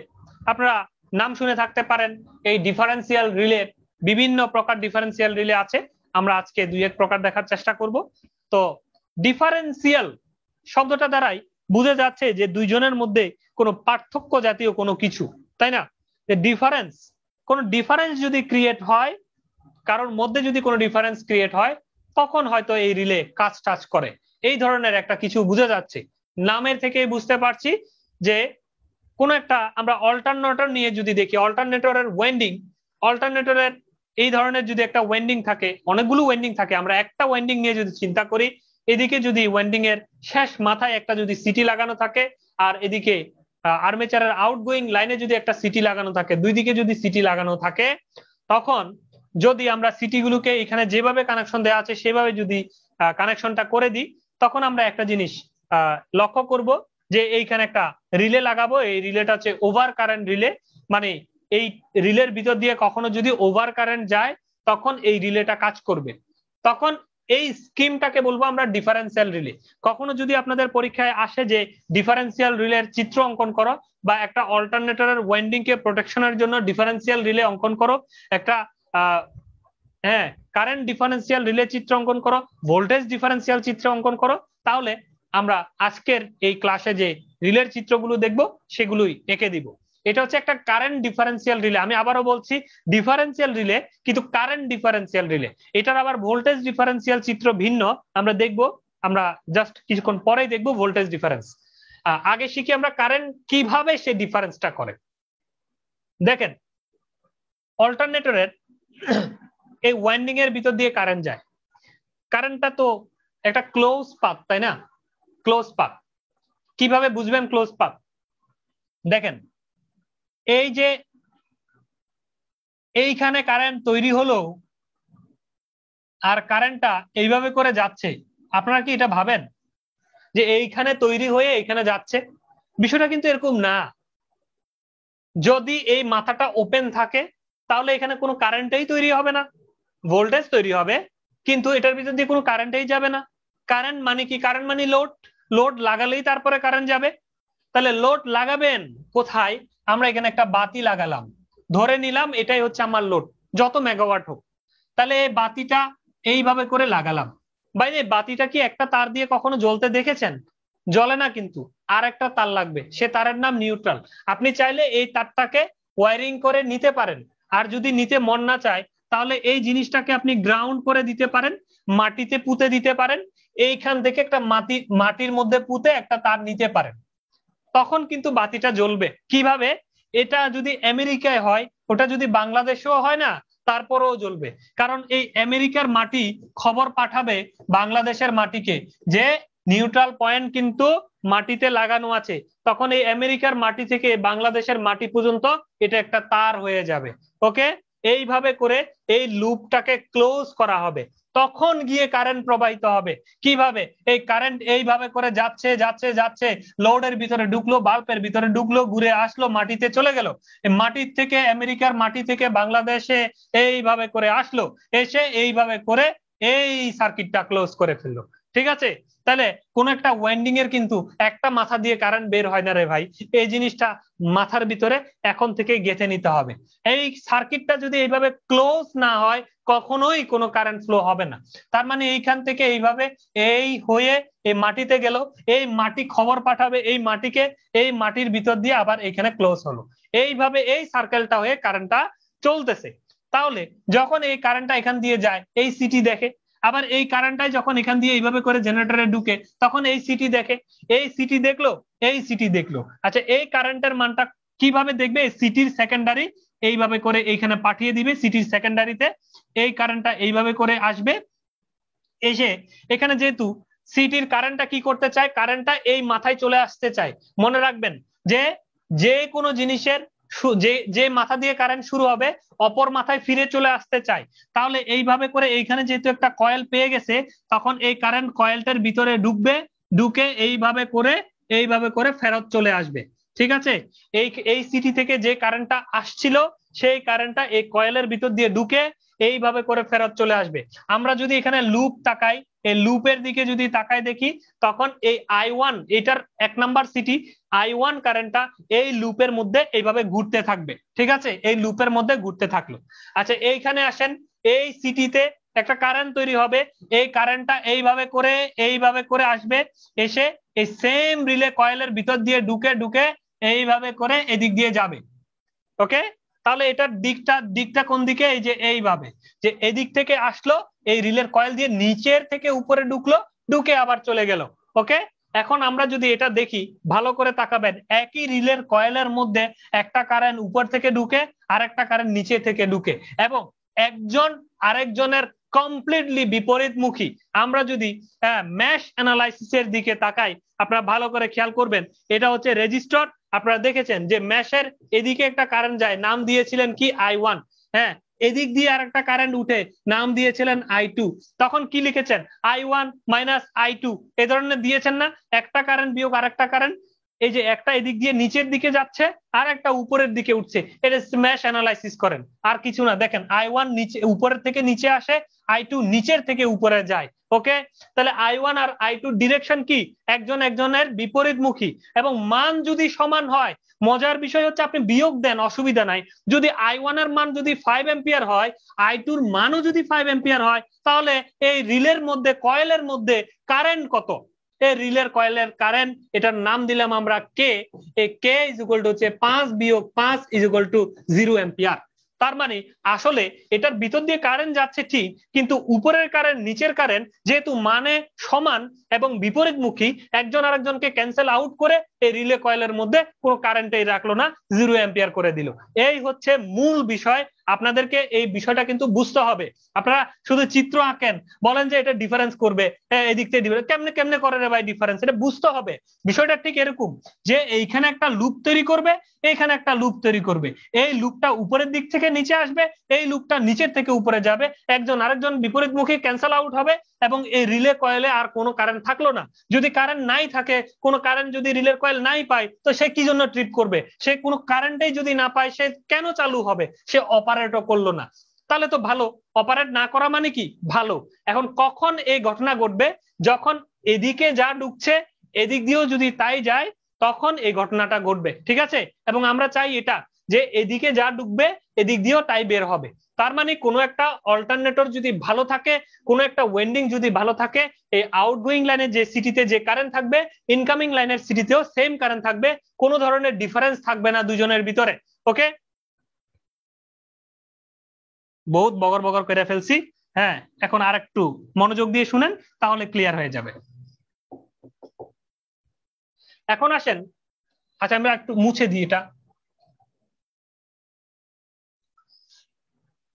তাহলে আমরা বুঝলাম যে যদি ভালো থাকে তাহলে এদিকের কারেন্ট আর এদিকের কারেন্ট সেম হবে, মানে এখানের কারেন্ট আর এখানের কারেন্ট সেম হবে। যদি কোনো কারণে এখানে ফল্ট হয়, ফল্ট হলো, তখন কি ঘটনা ঘটবে? তখন ঘটনা যেটা ঘটবে, এইখান থেকে প্রচুর ফল্ট কারেন্ট এদিকে যাবে, যাবে। এটা লাইট না, এটা মোটর, এটা হচ্ছে মোটর। আপনি পাম্প হাউসে মোটর চালাচ্ছেন, ওকে। কল্পনা করেন এটা লাইট না, এটা হচ্ছে মোটরকে সাপ্লাই দিচ্ছেন। লাইট দিয়ে হলে বুঝতে একটু অসুবিধা হবে, মোটর বুঝাই আমরা। তাহলে এই মোটরে কিছুক্ষণ আগে ভালো ছিল, এই লাইনটা ভালো ছিল, মোটর ঘুরতেছিল, ঠিক আছে। যখন এই লাইনটা খারাপ হলো, এই লাইনটা যখনই নষ্ট হয়ে গেল, ফল্ট হলো, মোটরটা বন্ধ হয়ে গেছে, ওকে। কিন্তু বন্ধ হয়ে গেছে মানে কি মোটর ঘুরা বন্ধ করেছে? না, কিন্তু মোটর কয়েক রাউন্ড দিচ্ছে ইনার্শিয়ার কারণে। জড়তা, গতি জড়তা বলি না আমরা বাংলায়, গতি জড়তা, হ্যাঁ, মোমেন্ট অফ ইনার্শিয়া। হ্যাঁ, তার ইনার্শিয়ার কারণে, জড়তার কারণে, গতি জড়তার কারণে মোটর বন্ধ করার সাথে সাথে সে স্টপ হয়ে যায় না, কিছু দূর ঘুরে। এই রোটরটা যদি ঘুরে, তখন মোটরে যদি কোনো বিদ্যুৎ না থাকে, তখন উল্টা মোটর থেকে বিদ্যুৎ এই লাইনের মধ্যে আসে, কারণ সে তখন জেনারেটর হয়ে যায়। তো তার মাথাটা আপনি ঘুরাচ্ছেন, তাহলে তার অল্টারনেটর এই আর্মেচারের দুই মাথা দিয়ে বিদ্যুৎ তৈরি হবে না। এই মোটরটা তখন জেনারেটরের মতো আচরণ করে, তখন সে সিস্টেম থেকে কারেন্ট বা পাওয়ার নেওয়ার পরিবর্তে উল্টা সিস্টেমকে পাওয়ার দেয়, ঠিক আছে। তাহলে এই মোটর, আমি তো একটার কথা বলেছি, এই অল্টারনেটরের আন্ডারে এখানে তো হাজার হাজার মিল ফ্যাক্টরি, হাজার হাজার মোটর থাকবে। বিদ্যুৎ চলে যাওয়ার সাথে সাথে মোটর বন্ধ, ইনস্ট্যান্ট বন্ধ না, কিন্তু বন্ধ হওয়ার পরও এইভাবে কয়েক রাউন্ড দেয়। এই কয়েক রাউন্ডেই শেষ তছনছ করে ফেলতে পারে। এই কয়েক রাউন্ড দেওয়ার সাথে সাথে এই মোটর যে ঘুরতেছে, তখন এই আর্মেচারের মাথা দিয়ে বিদ্যুৎ তৈরি হয়ে সেই বিদ্যুৎ উল্টা কোথায় দেয়? আমার এই সিস্টেমে দেয়। তখন দেখেন এই এই এই মোটরটা করতেছে কি, বিদ্যুৎ তৈরি করতেছে। আমরা একটু সুন্দর করে যদি আঁকি, এই মোটরটা তার গতি জড়তার কারণে এই সিস্টেমের এই দুই মাথায় বিদ্যুৎ সাপ্লাই দিচ্ছে, মোটরটা ঘুরতেছে সেজন্য বিদ্যুৎ সাপ্লাই দিচ্ছে। তাহলে এই মোটর থেকে একটা বিদ্যুৎ আসবে, এটা এই ফল্টের কাজে ব্যবহার হবে।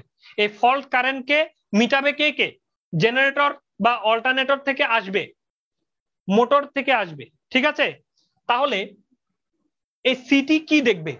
জেনারেটর থেকে যেটা আসবে সেটা এই সিটি দেখবে, কিন্তু মোটর থেকে যেটা আসবে সেটা কি এই সিটি দেখবে? দেখবে না। এই জন্য আমরা যদি এই জেনারেটরের দিকে তাকাই, এই মোটরের দিকে, সে কিন্তু আবার সাপ্লাই দিচ্ছে কোথায়? এইখানে সাপ্লাই দিচ্ছে, তাই না?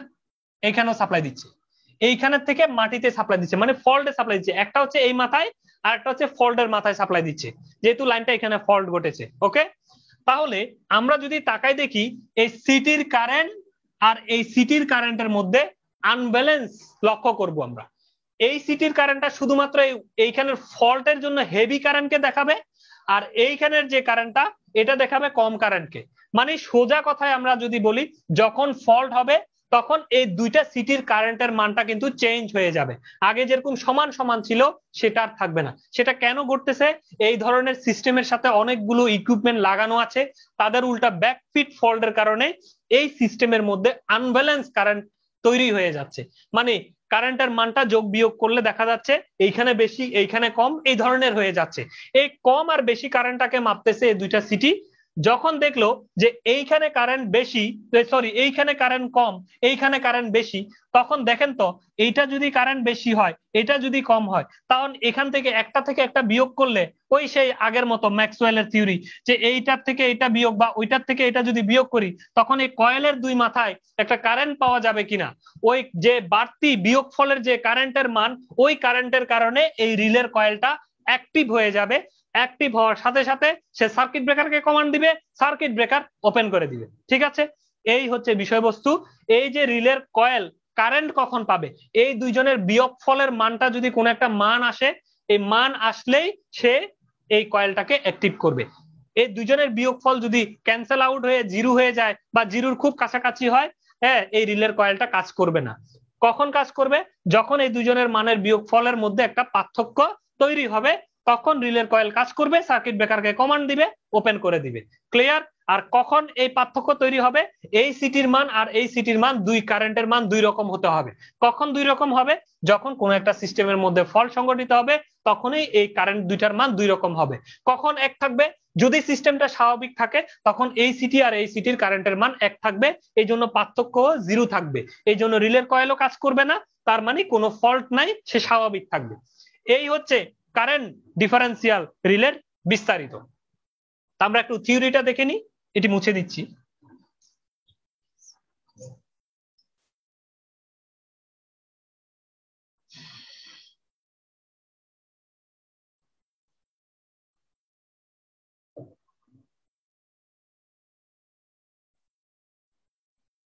A differential relay is one that operates when the phasor difference between two or more similar electrical quantities exceed a predetermined value.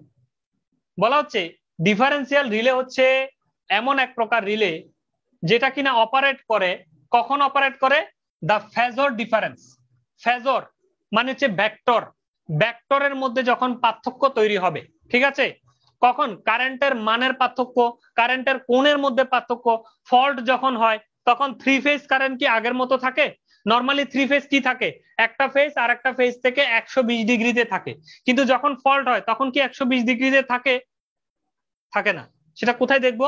আমরা খুব সম্ভবত 16-17 নাম্বার ক্লাসে দেখবো এই কোর্সে, যে কিভাবে আনব্যালেন্স হচ্ছে, কিভাবে যোগ বিয়োগ করলে আবার মিলাবো, সেগুলোকে সমাধান করার মেথড কি কি, তাই না? এই বিষয়গুলো আমরা এই কোর্সেই দেখবো, চিন্তার কিছু নেই। তবে একটু মনে রাখেন, যখন ফল্ট হবে থ্রি ফেজের মধ্যে, তখন তিনজন কিন্তু আর 120 ডিগ্রিতে থাকবে না। এই ফেজর ডিফারেন্স, এই ভেক্টর গুলোর মধ্যে ডিফারেন্স তৈরি হবে। কিসে কিসে ডিফারেন্স হবে? মানে ডিফারেন্স হবে, ফল্ট কারেন্টের মান বেশি, কোনটার কারেন্টের মান কম। কোণের মধ্যে ডিফারেন্স হবে। এই যে ভেক্টর বা ফেজরের মধ্যে যে ডিফারেন্স হবে between two or more similar electrical quantities. Current কেন বললাম না? কারণ এই ডিফারেন্সিয়াল রিলে ভোল্টেজেরও আছে। তাহলে ইলেকট্রিক্যাল কোয়ান্টিটিস মানে সেটা কারেন্টও হইতে পারে, ভোল্টেজও হইতে পারে, অ্যাঙ্গেলও হইতে পারে, যা ইচ্ছা তা হইতে পারে। এই জন্য এক কথায় ইলেকট্রিক্যাল কোয়ান্টিটিস এক্সিড এ প্রি ডিটারমাইন্ড ভ্যালু। আগে থেকে একটা মান বলা থাকবে যে ডিফারেন্স হইছে, ঠিক আছে, কিন্তু কত ডিফারেন্স? দেখা যায় 0.001 অ্যাম্পিয়ার ডিফারেন্স পাওয়া গেছে, এটাতে কি ট্রিপ করে যাবে না? বলা থাকবে যে 0.1 বলে দিলাম আমি, মনে করেন 0.2 অ্যাম্পিয়ার যদি আসে বা তার উপরে যদি যায়, দুইজনের পার্থক্য যদি 0.2 উপরে পাওয়া যায়, তখনই ট্রিপ করবে। ঠিক আছে, তাহলে তাকে প্রি রিকোয়েস্টিক আগে থেকে কিছু জিনিস আমরা বলে দিব, হ্যাঁ, প্রিসেট বা প্রি ডিটারমাইন্ড কিছু জিনিস আমরা দিয়ে দিব যে হ্যাঁ 0.2 এটার উপরে গেলে কাজ করো, এর নিচে যদি পার্থক্য পাও এটা দেখার দরকার নাই, এটা হয়তো এররের কারণে আসছে, এই ধরনের জিনিস হ্যাঁ আমরা বলে দিব। তাহলে আগে থেকে যে প্রি ডিটারমাইন্ড ভ্যালু থাকবে, তার উপরে যদি বা পার্থক্য যদি তৈরি হয় কোন ইলেকট্রিক্যাল কোয়ান্টিটি, সেটা ভোল্টেজ কারেন্ট হোক, যদি তৈরি হয়, তখনই আমরা এই ডিফারেন্সিয়াল রিলেকে অপারেট করাবো বা এই ডিফারেন্সিয়াল রিলে অপারেট করবে। For the current differential relay, current differential রিলের ক্ষেত্রে কি হবে আমি অলরেডি বলে ফেলেছি কথাগুলা, তারপরে একটু পড়ে শোনাচ্ছি। The two currents on the CT secondary, সিটির সেকেন্ডারি যে দুটো কারেন্ট আপনারা দেখেছেন I1 এবং I2 আর ইকুয়াল আন্ডার নর্মাল কন্ডিশন। ওই দুজন কি থাকবে? সমান সমান থাকবে নর্মাল কন্ডিশনে। বাট এট দ্য অকারেন্স যখন অকারেন্স অফ ফল্ট বা ফল্ট সংঘটিত হবে, the difference of the incoming and outgoing CT বা current flows through the relay coil. যখনই অকারেন্স সংঘটিত হবে তখন ইনকামিং এবং আউটগোয়িং সিটির যে কারেন্ট রিলের কয়েলের ভিতর দিয়ে যাবে সেটার মধ্যে ডিফারেন্স তৈরি হবে। ঠিক আছে,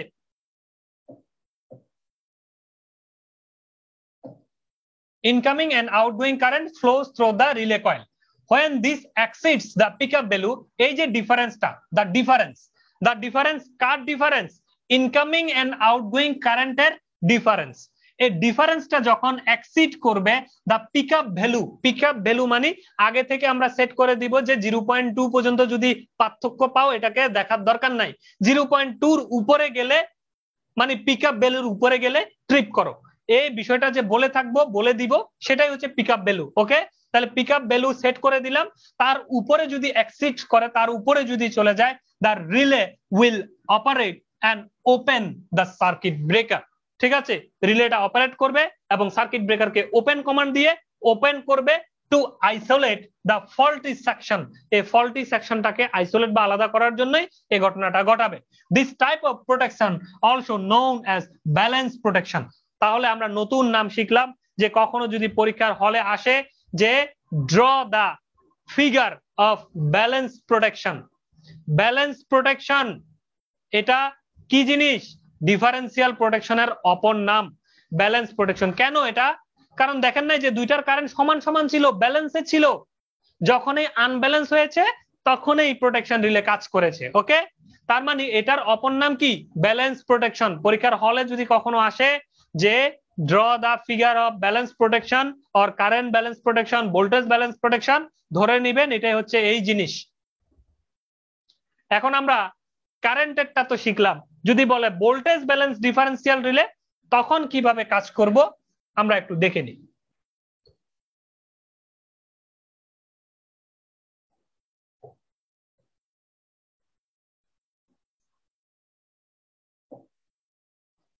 ভোল্টেজ ব্যালেন্স ডিফারেন্সিয়াল রিলে, তার মানে এইখানে আমরা একটা জিনিস বুঝতে পারছি, নাম থেকে কি বোঝা যাচ্ছে যে এখানে ভোল্টেজ ব্যালেন্স হবে। আগেরটাতে কারেন্ট ব্যালেন্স হইতো, এখন হবে ভোল্টেজ ব্যালেন্স। ঠিক আছে, আচ্ছা, তো সেইম ভাবে এদিকে একটা সিটি, এদিকে একটা সিটি, ওই লোড টোড ঘুরে গিয়ে গ্রাউন্ড ট্রাউন্ড হয়ে এই সিটি দুইটা আসলে একটা ক্লোজ সার্কিট হবে। তো এইখানে যে কারেন্ট যাবে এইখানেও সেম কারেন্ট যাবে। তো এই কারেন্টের জন্য এই রিলে কয়েলের এই দুই মাথায় যদি আমরা একটা ভোল্টেজ মাপি, এই দুই জায়গায় যদি মিটার ধরি একটা ভোল্টেজ পাবো না এই কয়েলের দুই মাথায় এইভাবে? কারণ কি, এই সিটির ভিতর দিয়ে একটা কারেন্ট আসছে, একটা ছোট ভোল্টেজ হোক কম ভোল্টেজ হোক একটা ভোল্টেজ পাবো, তাই না? এই ভোল্টেজের নাম দিলাম আমরা E1। আচ্ছা, এই রিলের কয়েলের যদি ভোল্টেজ মাপি এই দুই মাথায় এদিকে, তখন একটা ভোল্টেজ পাবো, সেটার নাম দিলাম আমরা E2। মজার বিষয় হচ্ছে যদি এইখানে কারেন্ট সমান আর এখানে যদি কারেন্ট যদি সমান সমান থাকে, মানে সিস্টেমটা যদি হেলদি থাকে, কোনো অকারেন্স যদি না ঘটে, তখন এইখানের যে ভোল্টেজ আর এইখানের ভোল্টেজটা সমান থাকবে। কারেন্ট ডিফারেন্সিয়াল রিলেতে এটা প্যারালালে লাগানো থাকবে, আর ভোল্টেজ ডিফারেন্সিয়াল রিলেতে এটা সিরিজে লাগানো থাকবে। ঠিক আছে, রিলে কয়েলের এই মাথার ভোল্টেজ এই মাথার ভোল্টেজ সমান এবং বিপরীতমুখী। কি বলেছি? সমান এবং বিপরীতমুখী। দেখুন আমরা যদি তাকাই, এই যে দেখুন কারেন্ট এইভাবে করে আসে, তার মানে ভোল্টেজের প্লাস হচ্ছে এটা আর মাইনাস হচ্ছে এটা। আর এদিক থেকে যদি তাকাই দেখুন কারেন্ট এই যে লাস্টের মাথা কারেন্ট এইভাবে আসে, তার মানে ভোল্টেজের প্লাস হচ্ছে এটা, মাইনাস হচ্ছে এটা। তার মানে E1 ভোল্টেজের প্লাস উপরে মাইনাস নিচে, E2 ভোল্টেজের প্লাস উপরে মাইনাস নিচে। কোন একটা রিলে কয়েলের যদি এই দুই মাথায় সমান সমান ভোল্টেজ আপনি যদি দিয়ে রাখেন, এখানেও 5 ভোল্ট এখানেও 5 ভোল্ট, বা এখানে 2 ভোল্ট এখানেও 2 ভোল্ট যদি সমান এবং বিপরীতমুখী প্লাস প্লাস উপরে উপরে যদি দিয়ে রাখেন, এই কয়েলের ভিতর দিয়ে কোনো কারেন্ট যাবে? যাবে না। কেন? এইখানের ভোল্টেজ যা এইখানের ভোল্টেজ যদি তা হয়, ভোল্টেজ সমান হয়ে গেলে কি হয়? কোন একটা সার্কিট ওপেন সার্কিটের ন্যায় কাজ করে, এই জায়গাটা আর কোনো কাজ করে না, কারণ এটার ভিতর দিয়ে কোনো কারেন্ট ফ্লো হয় না। যে কোনো একটা লোড, মনে করেন এই একটা আপনাকে বাল্ব দেওয়া হলো, এই বাল্বের ভিতরে কখন কারেন্ট যাবে বলেন তো? এই বাল্বের ভিতরে কখন কারেন্ট যাবে? যখন এই টার্মিনালের ভোল্টেজ এই টার্মিনালের তুলনায় বেশি হবে, অথবা এটা বেশি হবে এটার তুলনায়, অথবা এটা বেশি হবে ওটার তুলনায়, যে কোনো একটা টার্মিনাল অপর টার্মিনালের থেকে বেশি হতে হয়। ধরেন এটা হচ্ছে 12 ভোল্ট, এটা হচ্ছে 0 ভোল্ট, তখন এই 12 প্রান্ত থেকে কারেন্ট এই 0-র দিকে যাবে, এইভাবে করে এদিকে যাবে। যেটা বেশি থাকবে ওই প্রান্ত থেকে কারেন্ট 0-র দিকে যাবে। আচ্ছা, যদি এমন হয় যে এটা 12 হয়, এটা যদি 0 হয়, এটা যদি 12 হয়, তখন কি ঘটনা ঘটবে? তখন কারেন্ট উল্টা দিক থেকে আসবে, তখন ওই দিক থেকে কারেন্ট এদিকে আসবে। অলওয়েজ হাই সাইড থেকে লো সাইডের দিকে কারেন্ট চলে যায়, ঠিক আছে? কোনো একটা বাল্ব হোক, কোনো একটা কয়েল হোক, কোনো একটা লোড হোক, ভোল্টেজ পার্থক্য থাকতে হবে দুই মাথার, এবং যেখানে হাই ভোল্টেজ থাকবে সেখান থেকে লোর দিকে কারেন্টটা আসবে। এখানে কি ঘটনা দেখেন তো, এই রিলে কয়েলের এইখানেও 2 ভোল্ট, এইখানেও 2 ভোল্ট, এটাও প্লাস এটাও প্লাস, তো কেমনে কারেন্ট যাবে? ভোল্টেজ যদি সমান হয়, এটাও 12 ভোল্ট, এটাও যদি 12 ভোল্ট হয়, 12-12 যদি হয়, তখন এটার ভিতর দিয়ে কোনো কারেন্ট যাবে না, এই কয়েলটা আইডল অবস্থায় থাকবে, এদিক থেকেও যাবে না এদিক থেকেও আসবে না, এটার ভিতর দিয়ে কোনো কারেন্ট যাবে না যদি ভোল্টেজ সমান সমান হয়। ঠিক এই প্রিন্সিপালটাকে এখানে কাজে লাগানো হয়েছে, যে এইখানে স্বাভাবিকভাবে এখানে যে কারেন্ট, এই কারেন্টের জন্য যে ভোল্টেজ আমরা পাচ্ছি, এই ভোল্টেজ, আর এইখানে যে কারেন্ট এটার জন্য যে ভোল্টেজ পাচ্ছি, এই ভোল্টেজ দুইটা সমান এবং বিপরীতমুখী, যে সমান সমান থাকায় এই রিলে কয়েলের ভিতর দিয়ে আসলে কোনো কারেন্ট যাচ্ছে না। কিন্তু যখন এই আনব্যালেন্স তৈরি হবে, কখন? এখানে যখন একটা ফল্ট হবে, এখানে যখন একটা ফল্ট হবে, তখন এই সিটির ভিতর দিয়ে ফল্টি কারেন্ট যাবে, আর ফল্টি কারেন্ট গেলে এই সিটির কারেন্ট আর এই সিটির কারেন্ট আনব্যালেন্স হয়ে যাবে, আর আনব্যালেন্স হওয়ার সাথে সাথে এই ভোল্টেজ দুইটাও আনব্যালেন্স হবে। এই ভোল্টেজ আনব্যালেন্স হলে যে পরিমাণ ভোল্টেজ পার্থক্য এই রিলের কয়েলের দুই মাথায় আমরা পাবো, মনে করেন E2 এর মান হয়ে গেল তখন হচ্ছে 10, আর E1 এর মান হয়ে গেল 2, ঠিক আছে? আগের মতো 2ই আছে, ও হয়ে গেল 10, তাহলে 10-এর থেকে 2 যদি বিয়োগ করি, তাহলে কয়েলের আড়াআড়িতে কত ভোল্টেজ পাবো? আবার চলে গেল, চলে যাওয়া নিয়ে তো আরেক বিপদ। আচ্ছা দেখি শেষের দিকে আমরা যদিও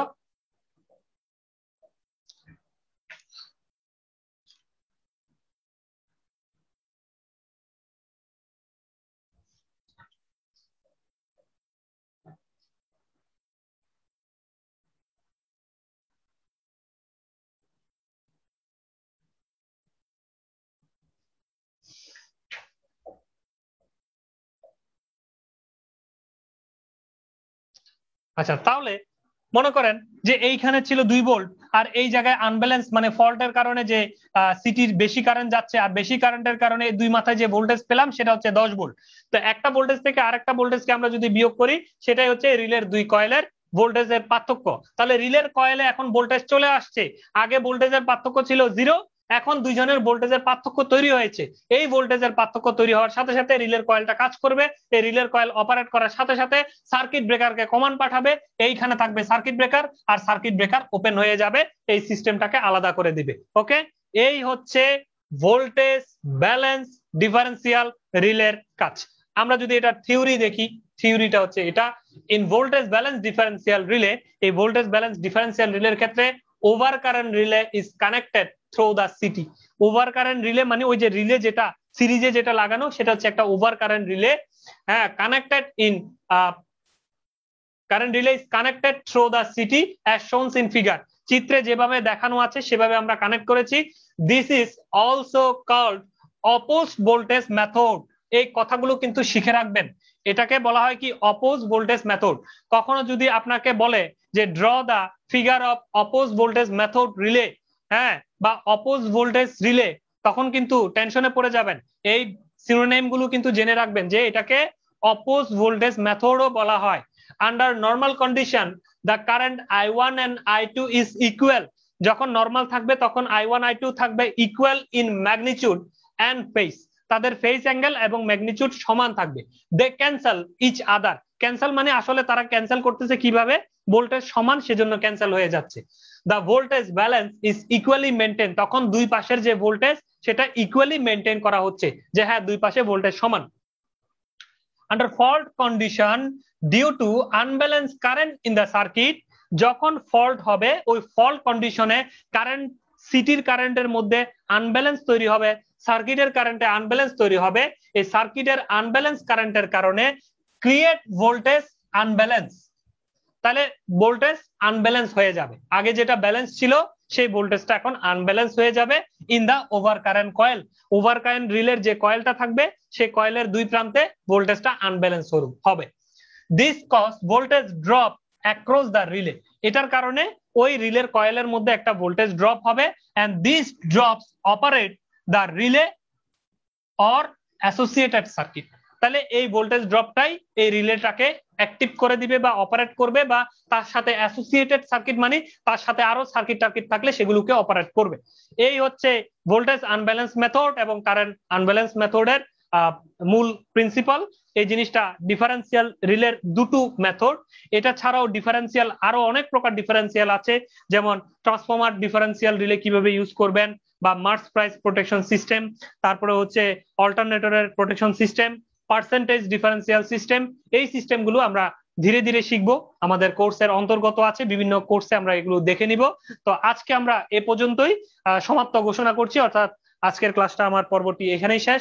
আপনারা যারা প্রশ্ন করবেন তারা হ্যান্ড রাইজ করুন, আমরা ধীরে ধীরে আপনাদের সুযোগ দেওয়ার চেষ্টা করব।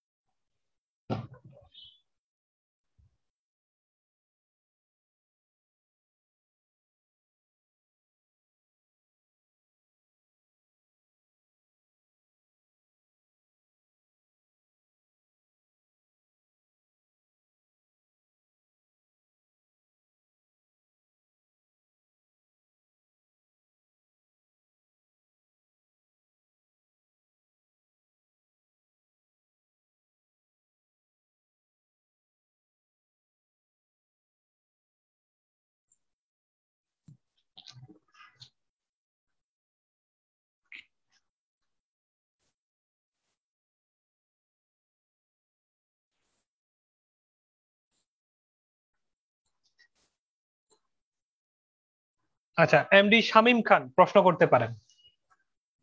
হ্যাঁ, শুনতে পাচ্ছেন? জি পাচ্ছি। হ্যাঁ, যে কারেন্ট ডিফারেন্সিয়াল যে রিলেটা বুঝাইলেন, জি, ওইখানে বা কারেন্টটা কিভাবে আসে সেটা বুঝলাম না। ওইখানে তো কোনো সোর্স নাই, বা যেখানে আমাদের কারেন্ট আসবে। জেনারেটর না অল্টারনেটর, না অল্টারনেটর বিদ্যুৎ তৈরি করবে, আর সেই বিদ্যুৎ লোডের দিকে যাবে, যেতে গেলে একটা সিটি হয়ে যাবে লোড। সেটা যাওয়ার পরে কি করবে, লোড তার নিউট্রাল টার্মিনাল বা গ্রাউন্ডিং টার্মিনালে সেটাকে থ্রো করবে, সেই গ্রাউন্ডটা গ্রাউন্ড হয়ে ঘুরে আবার অল্টারনেটরের গ্রাউন্ডে এসে ঢুকবে। তখন অল্টারনেটরের পিছনের পাত বা গ্রাউন্ডের যে পাত সেখানেও একটা সিটি বসানো থাকবে, সেটা নিউট্রাল সিটি বা গ্রাউন্ডিং সিটি নামে পরিচিত। সেই সিটিটা হয়ে নিচের দিকের কারেন্টটা ডিটেক্ট করবে, আর বের হয়ে যাওয়ার সময় প্রথম দিকের কারেন্টটা ডিটেক্ট করবে। কয়েলটাকে কি অল্টারনেটর হিসাবে বিবেচনা করব? হ্যাঁ, কয়েলটাই তো লেখা আছে না অল্টারনেটরের, এই জেনারেটরের কয়েল লেখা আছে তো, ওয়েন্ডিং, অল্টারনেটরের ওয়েন্ডিং লেখা আছে তো। ও আচ্ছা আচ্ছা, বুঝতে পারছি। আর আরেকটা, সেটা ওই যে ভোল্টেজের ক্ষেত্রে একই রকমই হবে, voltage same same, differential relay. জি জি জি। আচ্ছা। আর একটা ওই যে প্রোটেকটিভ রিলে যে চিত্রটা আঁকানো, ওখানে একটু গেলে ভালো হতো। প্রোটেক্টিভ জোন যেটা, হ্যাঁ হ্যাঁ, ওইটা।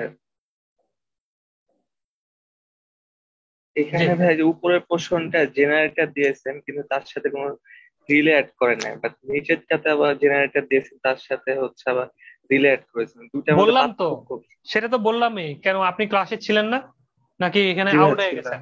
হ্যাঁ, ছিলাম হয়তো, বা কন্ট্রাক্ট সেশন। এটা কোনো কথা? বললাম এখানে যে জেনারেটর ট্রান্সফরমার ইউনিট প্রোটেকশন, মানে কখনো যদি জেনারেটরের সাথে এরকম ব্রেকার ট্রেকার না থাকে, জেনারেটর ডাইরেক্ট ট্রান্সফরমারে যদি সাপ্লাই দেয়, তখন জেনারেটর আর ট্রান্সফরমারকে একটা জোনের মধ্যে ঢুকানোর জন্য generator transformer protection zone declare করা হয়। আর যদি জেনারেটরের পরে এরকম সার্কিট ব্রেকার থাকে, সেটাকে আলাদা থাকে, তখন ট্রান্সফরমারকে আলাদা প্রোটেকশন জোন আর জেনারেটরকে আলাদা প্রোটেকশন জোন করা হয়। বুঝতে পারছেন? এটা হচ্ছে, জি, বুঝতে হ্যাঁ, কোথায় কি আছে তার উপর ডিপেন্ড করে এই জোনগুলো আমরা ডিক্লেয়ার করবো আর কি। তখন এটার নাম হবে জেনারেটর ট্রান্সফরমার প্রোটেকশন জোন। পারছি। জি, শাহরিয়ার বাপ্পি প্রশ্ন করতে পারেন। জি স্যার। জি, স্যার, ডিরেকশনাল রিলের ক্ষেত্রে আমরা জানি 90 ডিগ্রি উপরে উঠলে কজের মান, তাহলে কারেন্টের দিকটা চেঞ্জ হয়, এটা কিভাবে হয় একটু দেখানো যায়? কিভাবে চেঞ্জ হয়? জি স্যার, 90 ডিগ্রি আপ হইলে কিভাবে সেটা ডিরেকশনটা চেঞ্জ হয়ে যায়? আচ্ছা, এখন তো তাহলে এটা দেখাইতে গেলে এসি ফান্ডামেন্টালে চলে যেতে হয়। এখন দেখাইতে হবে, পরে দেখাইলেও হবে স্যার। অপেক্ষা করেন তাহলে এসি সার্কিট বা এসি ফান্ডামেন্টাল পর্যন্ত। ওখানে আমরা জি ওয়েভ স্যার। অ্যানালাইসিস করবো, তো এই ওয়েভ ডায়াগ্রাম গুলো দেখলে ক্লিয়ার হবে আর কি। আর স্যার আরেকটা প্রশ্ন ছিল, হুম, আমরা বলেন। জানি ডিরেকশনাল রিলের ক্ষেত্রে কারেন্ট যত বাড়ুক কমুক এটা সে নির্ভর করে না, তাহলে একটা রিলের নাম আছে ডিরেকশনাল ওভার কারেন্ট রিলে, এখানে ওভার কারেন্ট শব্দটা আসলো কেন? হ্যাঁ, আসলে বিষয়টা হচ্ছে তার একটা রিসেট ভ্যালু থাকবে। রিসেট ভ্যালু থাকবে মানে হচ্ছে যে তাকে তো বলে দেয়া থাকবে যে 5 এম্পিয়ার, ঠিক আছে? তাহলে 5 এম্পিয়ারে তার একটা পিক আপ ভ্যালু থাকবে না? তো 5 এম্পিয়ারের উপরে গেলে সে সেটাকে ওভার কারেন্ট হিসেবে ধরে নিবে। তো আসলে কারেন্টের মানের উপর নির্ভর করতেছে না, এর মানে এই নয় যে আপনার উল্টা হইলো ঠিক, কিন্তু দেখা যাচ্ছে কারেন্টের মান একদম জিরো, তখন সে ট্রিপ করার যে কথা না করাও একই কথা। আমার কথাটা বুঝতে পারছেন? তা একটা নির্দিষ্ট একটা কারেন্ট থাকবে, যে কারেন্টের উপরে গেলে সে বুঝতে পারবে এটা ফল্ট কারেন্ট এবং এটা ডিরেকশন উল্টা। বুঝতে পারছেন? এখন এটা কারেন্টের মানের উপর নির্ভর করে না বলতে বোঝাচ্ছে যে এই রিলের মূল বিশেষত্ব যেহেতু ডিরেকশন, ডিরেকশন শব্দটাই আসলে কারেন্টের সাথে রিলেটেড না। ডিরেকশনটা হচ্ছে এটা কি ইনকামিং নাকি আউটগোয়িং, আসতেছে নাকি যাচ্ছে, এটাকে ফোকাস করে ডিরেকশন। তো এই জন্যই এখানে বলা হচ্ছে যে ডিরেকশন শব্দটাকে আমরা যদি চিন্তা করি তাহলে এটাকে আসলে কারেন্টের ম্যাগনিটিউডের উপর নির্ভর না, এটা মূলত হচ্ছে দিকের উপর নির্ভর। এই কথাটা বোঝানোর জন্য কথাটা বলা হয়েছে। জি স্যার, বুঝতে পারছি। Thank you sir. জি, ওয়েলকাম। এমডি নজরুল ইসলাম প্রশ্ন করতে পারেন। জি ভাইয়া, বলতেছিলাম যে ডিরেকশনাল ওভার কারেন্ট রিলে যেটা আমরা বললাম, জি ওই জায়গাটাতে আমরা ওই দেখছিলাম যে রিলের যেদিকে ডিরেকশন দেওয়া থাকে, কারেন্টের ডিরেকশন যদি ফল্ট কারেন্টের ডিরেকশন ওইদিকে থাকে, তাইলে আমাদের সেটা রিলেটা ট্রিপ করে। জি কিন্তু ওই থিওরির জায়গাটাতে কি জানি আরেকটু দেখলাম যে মানে একটু ওই জায়গাটা গেলে যে একটা রিভার্স মানে ডিরেকশনের একটা বিষয় দেখলাম আর কি theory-টাতে। রিভার্স ডিরেকশন মানে কথাটা বুঝেন, এই যে এই আপনার রিলের যে টিক চিহ্নটা, এটা কিন্তু কোনো লাইনেও দেওয়া থাকে না, কোনো রিলেতেও দেওয়া থাকে না, সেটা আমরা বুঝার জন্য দিয়েছি। মূলত এইখানে রিলের টিক চিহ্নটা আমি দিয়েছি আপনারা যেন বুঝেন যে ট্রিপ করবে কিন্তু এদিকে গেলে, এটা কিন্তু জি, কোথাও দেওয়া থাকে না। বুঝতে পারছেন? তো সে আচ্ছা ফরওয়ার্ড ডিরেকশন বলতে কি বুঝে? সে ফরওয়ার্ড ডিরেকশন বলতে বুঝে এই যে কারেন্টটা যে তার দিকে আসতেছে আসতেছে সেটাকে সে ফরওয়ার্ড বলে। আর জি যদি তার থেকে যাচ্ছে দেখায়, উল্টা দিকে দেখায়, তখন সে সেটাকে রিভার্স ভাবে। আপনি আমার কথা বুঝতে পারছেন? তাহলে জি তার লাইনটা স্বাভাবিকভাবে তার দিকে যায় না? যাচ্ছে তো, জি লাইন কারেন্টটা তার দিকে, পাওয়ারটা স্বাভাবিকভাবে তার দিকে যাচ্ছে। এখন যখন যাওয়ার পরিবর্তে যখন রিভার্স হয়ে যায়, উল্টা উল্টা দিকে যখন যাওয়া শুরু করে সেটাকে তখন সে বলে রিভার্স। আগে যা ছিল সেটার তুলনায় উল্টা। এই কথাটাই জাস্ট, আর কিচ্ছু না। যে রিভার্স যদি হয় তখন গিয়ে সে অপারেট করে। ও, কথাটা বুঝতে পারছেন? আচ্ছা তাকে জি তাকে বুঝতে পারছি। হ্যাঁ, তাকে আগে থেকে ডিক্লেয়ার করা দেওয়া থাকবে যে এটাকেই ফরওয়ার্ড ভাবিও, আর এটার ব্যতিক্রম হলেই রিভার্স। বুঝে গেছে? তাহলে আপনি জি ওই লাইনের মধ্যে যে রিলেটা ব্যবহার করছেন, ওই রিলেতে কারেন্টটা দূরের একটা লাইন থেকে আসতেছে, যখন আসতেছে তখন এটাকে আপনি ধরলেন কি এটা হচ্ছে ফরওয়ার্ড। এখন রিলেকে জি বলে দিলেন এটা হচ্ছে ফরওয়ার্ড, তাহলে তার উল্টা মানে কি? লাইনের দিকে যাচ্ছে সেটাই তো উল্টা, তো উল্টা হলে রিভার্স। বুঝা গেছে? ও, আচ্ছা জি ভাই বুঝছি। জি আর আরেকটা বিষয় হচ্ছে যে অল্টারনেটরের যেটা দেখলাম ওই ডিফারেন্সিয়াল রিলেতে, জি ওইখানে ওইখানে হচ্ছে যে অল্টারনেটরের কয়েলটাই কি তখন একটা মানে সোর্সের মতো কাজ করে, দুই পাশে দুইটা মানে একটা নেগেটিভ একটা পজিটিভ থাকবে এরকম আসলে বিষয়টা। তো বাস্তবে তাই, অল্টারনেটরের থ্রি ফেজ আমরা দেখি তো, থ্রি ফেজে তিনটা কয়েল থাকে আর কি, এরকম মানে অনেকগুলো কয়েলের সমন্বয়। তো তিনটা বড় বড় কয়েল কল্পনা করতে পারেন আপনি, তিনটা ফেজের জন্য তিনটা কয়েল। আমরা শুধু একটা ফেজের জন্য একটা কয়েল এঁকে দেখিয়েছি, এটাই, আর কিচ্ছু না। কিন্তু আমরা যখন অল্টারনেটর মেশিন পড়বো তখন এই বিষয়গুলো আপনার ক্লিয়ার হয়ে যাবেন, মজা লাগবে এবং অল্টারনেটর নিজে খুলে লাগাতে পারবেন। ঠিক আছে? বিষয়টা ঠিক জি এরকমই, আর কিচ্ছু না কিন্তু। জি ভাই, থ্যাংক ইউ। Okay, welcome. যে সুব্রত রয় প্রশ্ন করতে পারেন। নমস্কার দাদা। নমস্কার। দাদা, এই যে রিলের প্রোডাকশনের ক্ষেত্রে প্রোডাকশনের কমান্ডটা কিভাবে দেওয়া হয়? কিসের প্রোটেকশনের কমান্ডটা? হ্যাঁ হ্যাঁ। কে কে কমান্ড দিবে? রিলে দিবে নাকি অন্য কেউ? রিলেকে কিভাবে কমান্ড দেওয়া হয়? ওই মানে সিটি থেকে বেশি কারেন্ট দিলে? সিটি কারেন্ট কারেন্ট ট্রান্সফরমার পড়েন না পাওয়ার সিস্টেম পার্ট 1 এ? জি পড়েছি তো। তো কি পড়াইলাম যে এটার সেকেন্ডারি সিটির প্রাইমারিতে মনে করেন 1000/5 সিটি, 1000/5 এর 1000 এর জায়গায় যদি 1200 যায় তাহলে এটা কি ফল্ট না? জি ফল্ট। 1000 গেলে সেকেন্ডারিতে যাইতে কত 5, তো এখন 1200 গেলে কত যাবে? 6 যাবে। হ্যাঁ তাহলে এখন আগে যাইতো 5, এখন যাচ্ছে 6 সেকেন্ডারিতে, তো এই 6 এটা কি বেশি না? জি বেশি। এই রিলের এই সেকেন্ডারি সিটির সেকেন্ডারিটাই এই রিলের গায়ের ভিতরে লাগানো থাকবে, রিলের মধ্যে ঢুকানো থাকবে। তখন রিলে দেখবে যে আগে 5 যেটা যাইতো সেটাকে সে স্বাভাবিক বলতো, যখন সে 6 যাবে তখন রিলে বলবে যে হ্যাঁ বেশি কারেন্ট যাচ্ছে, অস্বাভাবিক কারেন্ট যাচ্ছে, তখনই রিলে নিজের থেকে অ্যাক্টিভ হয়ে যাবে। বুঝা গেছে? বুঝতে পারছি। জি বুঝতে পারছি। না আপনি যে বলছিলেন আমরা প্রোগ্রামিং করে ইয়ে করে দিব, এইটার জন্য আমি প্রশ্ন করি। এই যে রিলেটাকে বলে দিতে হবে না যে 5 মানে স্বাভাবিক, 5-এর উপরে জি গেলে অস্বাভাবিক, বলে দিতে হবে তো নাকি? জি বুঝতে পারছি। এই বলে দেওয়ার কাজটা হচ্ছে প্রোগ্রামিং। দাদা টপিকের বাইরে একটা প্রশ্ন ছিল। হ্যাঁ বলেন। ক্যাপাসিটর নিয়ে, ক্যাপাসিটর যে রেটিংটা এমএফডি এর মানে কি বোঝায়? এটা কি এমএফডি ক্যাপাসিটরের রেটিংটা? ন্যানোফ্যারাড কেমন? এন না তো, এম এম। এম হ্যাঁ এম। এমএফবি তাহলে মিলি ফ্যারাড। ক্যাপিটাল এম তো দেয়া এটা, তাহলে কি মিলি ধরে নিব? না, ক্যাপিটাল এম হলে মিলি হবে না, মেগা ফ্যারাড তো হয় না। এটা কোথায় পাইছেন? আমি একটা ক্যাপাসিটর আনছিলাম বাজার থেকে, এটার মধ্যে লেখা। ছবি তুলে পাঠাইন, আপনি মনে হয় অন্য রেটিং পড়তেছেন। 3.5 এমএফডি দেয়া। তাহলে আমার জানা নেই, দেখতে হবে, আপনি পাঠাই দিয়েন দেখি ছবি তুলে। আচ্ছা দাদা, ওকে দাদা এটাই ছিল। Thank you. স্যার এটা মাইক্রোফ্যারাড হবে স্যার। হ্যাঁ স্যার এটা মাইক্রোফ্যারাড হবে স্যার।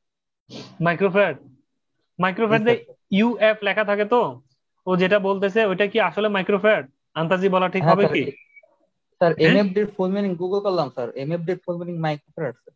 মাইক্রোফ্যারাড, ও আচ্ছা, তাহলে হইতে পারে যে এই ধরনের নাম দিয়েও হয়তো ইউজ হয়, আমি জানি না আর কি, আমি কখনোই পাইনি। আচ্ছা দাদা আমি হ্যাঁ হইতে পারে তাহলে, না ওনারা যেহেতু গুগল করে দেখছেন আমিও তাই করতাম, তো সুতরাং এখনই তো সমাধান পেয়ে গেছেন। ঠিক আমি আছে, চাচ্ছিলাম একটা ফ্যানের মধ্যে লাগাবো, মানে এইটা কি লাগাবো নাকি কি করবো এই জন্য। কিসে লাগাবেন? একটা সিলিং ফ্যানের মধ্যে। সিলিং ফ্যানে? এটা কি পোলারাইজ না নন পোলারাইজ? পোলারিটি আছে, প্লাস মাইনাস লেখা আছে? না প্লাস মাইনাস লেখা নেই। তাহলে ঠিক আছে, লাগাইতে পারবেন। আচ্ছা দাদা। যে এমডি মিজানুর রহমান প্রশ্ন করতে পারেন। জি আসসালামু আলাইকুম। আমার প্রশ্নটা হচ্ছিল দাদা যে আমরা যে ডিফারেন্সিয়াল রিলে পড়তেছি, আমরা কি ফিডার প্রোটেকশন পড়বো পরবর্তীতে? জি বুঝি নাই। মানে যে ডিফারেন্সিয়াল রিলে যে ফিডার প্রোটেকশন, এটা কি সামনে আমরা পড়বো কিনা বা আমাদের টপিকে আছে কিনা জানার জন্য। এক মিনিট দাঁড়ান, ডিফারেন্সিয়াল রিলে কি? Feeder protection? হ্যাঁ ফিডার প্রোটেকশন, হ্যাঁ পড়বো, সামনে পড়বো। শুধু ডিফারেন্সিয়াল রিলে না, ফিডার প্রোটেকশনে আমরা ডিসটেন্স রিলে পড়বো, হ্যাঁ ডিফারেন্সিয়াল রিলে পড়বো, এগুলো পড়বো। ওকে দাদা। জি মুহতাসিম লাবিব প্রশ্ন করতে পারেন। স্যার রিলের জন্য একটা প্রিসেট ভ্যালু বলছেন না আগে স্যার, ওটা লাইটিং লোড তারপর হেভি লোড এমনি নরমাল লোডের জন্য কি ডিফারেন্ট? আসলে এই ধরনের কোনো কিছুর জন্য ডিফারেন্ট না স্যার। যখন রিলেটা যখন আপনি সিস্টেমে লাগাবেন, তখন লাগাতে গেলে তখন তার জন্য একটা প্রিসেট ভ্যালু হচ্ছে ক্যালকুলেশন করতে হয় সকল লোডের সামেশন। ইনকামিং লাইনের শুরুর দিকে যখন ব্রেকারকে প্রোটেকশন দিতে যাবেন, তখন ওই রিলেটাকে সিটি যদি ইউজ করেন, সিটি সেকেন্ডারিতে কি পরিমাণ আসবে, ফল্ট যখন হবে তখন কত হবে, ওইটার উপর ডিপেন্ড করে এই রিলের সেকেন্ডারি টার্মিনালে হচ্ছে যে আপনার এই ডাটাটা সিটি সেকেন্ডারি টার্মিনাল ডাটাটা রিলেতে রিসেট করে দিতে হয়, সেট করে দিতে হয়। এত স্যার লাইটিং লোডের জন্য হলে স্যার একদম হেভি লোডের রিলের যে ডাটা ওটা তাহলে লাইটিং লোডের জন্য অনেক বড় একটা কারেন্ট ফ্লো হবে না স্যার, তবুও রিলে তো তখন কাজ করবে না। বিষয়টা এরকম না, আপনার জিনিসটা বোঝার চেষ্টা করেন যে এটা আপনি লোড কি লাগাচ্ছেন এটার উপর ডিপেন্ড না, এটা ডিপেন্ড হচ্ছে কত কারেন্ট ফ্লো হচ্ছে।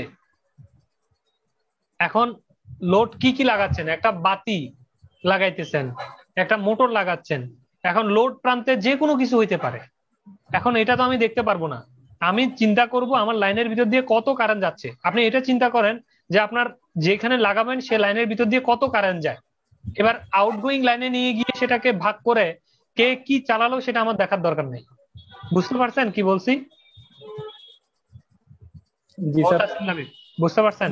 জি স্যার। আপনি শুধু ইনপুট লাইনে চিন্তা করেন যে এই তারটা নিয়ে গিয়ে যাই করুক না কেন এই তারের ভিতর দিয়ে কত কারেন্ট যায়, ওই কারেন্টটা যদি একটা নির্দিষ্ট রেঞ্জ থাকবে সেই রেঞ্জের বেশি যায় যেন ট্রিপ করে যায়, সোজা কথা। এই হচ্ছে তাহলে স্যার, হ্যাঁ স্যার ফিডারের বাইরে চলে তাহলে ওখানে প্রোটেকশন কোনো জোন নাই তাহলে স্যার? ফিডারের বাইরে বলতে ওই যে বললাম তো এই প্রোটেকশন জোনটাকে চিন্তা এইভাবেই করা হয় যে ফিডারের বাইরে বলতে যে ইনপুট সাইডে যখন আপনি প্রোটেকশন দিবেন তখন সবাই তো ওই দিক থেকে তো আর বিদ্যুৎ আসার সম্ভাবনা নাই, লোডের থেকে লাইটের থেকে কখনো বিদ্যুৎ তৈরি হবে হবে না। আবার ব্রেকারটা যদি বন্ধ থাকে তাহলে আমার সিস্টেমে কি ওই বিদ্যুৎ তৈরি হইলেও কি আসতে পারবে? আসতে পারবে না। তাহলে ওগুলোকে একটা পুরোটাকে মিলেই ইনপুট সাইডে প্রোটেকশন দেওয়া হয় আর কি। জি স্যার বুঝছি। বুঝছেন না? Thank you sir. জি স্যার, থ্যাংক ইউ, ওয়েলকাম। আসসালামু আলাইকুম। জি জুমা বেগম, জি বলতে পারেন, প্রশ্ন করতে পারেন।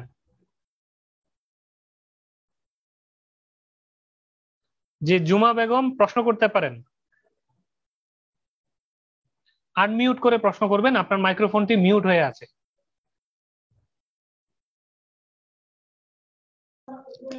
আসসালামু আলাইকুম দাদা। কেমন আছেন? আছি আলহামদুলিল্লাহ, আপনি ভালো আছেন? জি জি আছি, ভালো আছি। বল। তো আর কি দাদা, ওই ক্লাস তো যাই হোক এর আগে করিনি, তো আজকে ওই যে একটু ক্লাস করলাম, ভালো লাগলো। তো দাদা ওই যে শেষের যে অংশটা আপনি দেখালেন যে ডিফারেন্সিয়াল রিলের সার্কুলেটিং কারেন্ট, তা এখানে ওই যে একটা লাইনে আমার একটা প্রশ্ন আর কি হলো, প্রশ্নটা হচ্ছে যে আমরা যখন লাইনের মধ্যে মোটর অথবা জেনারেটর অল্টারনেটর রাখি,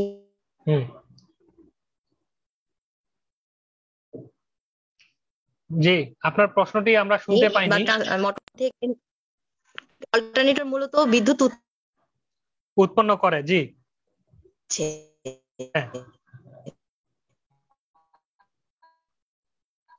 কিন্তু এটা আবার অনেক কাজ করে, যে আপনি এখানে দেখালেন যে এটা লাইন থেকে অপোজিট কারেন্টটা নিয়ে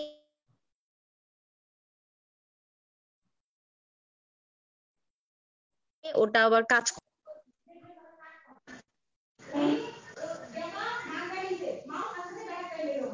আচ্ছা জুমা বেগম, আমরা আপনার প্রশ্নটি কিন্তু বুঝতে পারিনি, নেটওয়ার্ক সমস্যার কারণে প্রশ্নটি কেটে কেটে আসছে। কিছু প্রশ্ন বুঝেছি, কিছু প্রশ্ন বুঝিনি। আচ্ছা আমি প্রশ্নটা আবার করতেছি দাদা, সেটা হচ্ছে যে আপনার ওই ডিফারেন্সিয়াল রিলের সার্কুলেটিং কারেন্ট যে চিত্রটা আপনি দেখালেন, যে রিলে এবং হচ্ছে আমাদের একটা হচ্ছে দুই দিকে আমাদের অল্টারনেটর, মাঝখানে অল্টারনেটর থাকবে, দুই দিকে হচ্ছে সিটি থাকতেছে। যেহেতু আপনি গ্রাউন্ড করে দেখালেন, একটা মোটর হঠাৎ করে আমাদের বিদ্যুৎ নিচ্ছে, মোটর তো সচরাচর আমার বিদ্যুৎ নিয়ে চলে, কিন্তু ওটা হঠাৎ করে জেনারেটর হিসেবে কাজ করতেছে। হ্যাঁ, এটা একটা বিষয়। আরেকটা হচ্ছে যে আমরা মূলত দেখতেছি জেনারেটর বিদ্যুৎ উৎপাদন করে, কিন্তু অনেক ক্ষেত্রে দেখা যাচ্ছে যে জেনারেটরটা হঠাৎ করে লাইন থেকে কারেন্ট নিয়ে সেটা মোটর হিসাবে কাজ করে। এই দুইটার মাঝে যে মেইন পার্থক্যটা কি কারণে হয়, এটা যদি একটু বিস্তারিত বলতেন দাদা চিত্রের মাধ্যমে। আচ্ছা এইখানে বিষয়টা আসলে আপনার বোঝার কথা যে এটা বেসিক্যালি হয় হচ্ছে ইনার্শিয়ার কারণে। আমরা যদি কোনো একটা ব্ল্যাঙ্ক পেজ নিই, মনে করেন যে আপনার হচ্ছে এটা হচ্ছে একটা মোটর বা অল্টারনেটরই ধরি আমরা, অল্টারনেটর। এই অল্টারনেটর কিভাবে বিদ্যুৎ তৈরি করে তার এই রোটর শ্যাফটটা যদি কোনোভাবে ঘুরানো যায় তাহলে তো সে বিদ্যুৎটা তৈরি করে নাকি? জি দাদা। আচ্ছা, তো এখন এই বিদ্যুৎটা তৈরি করে সে কোথায় সাপ্লাই দেয়?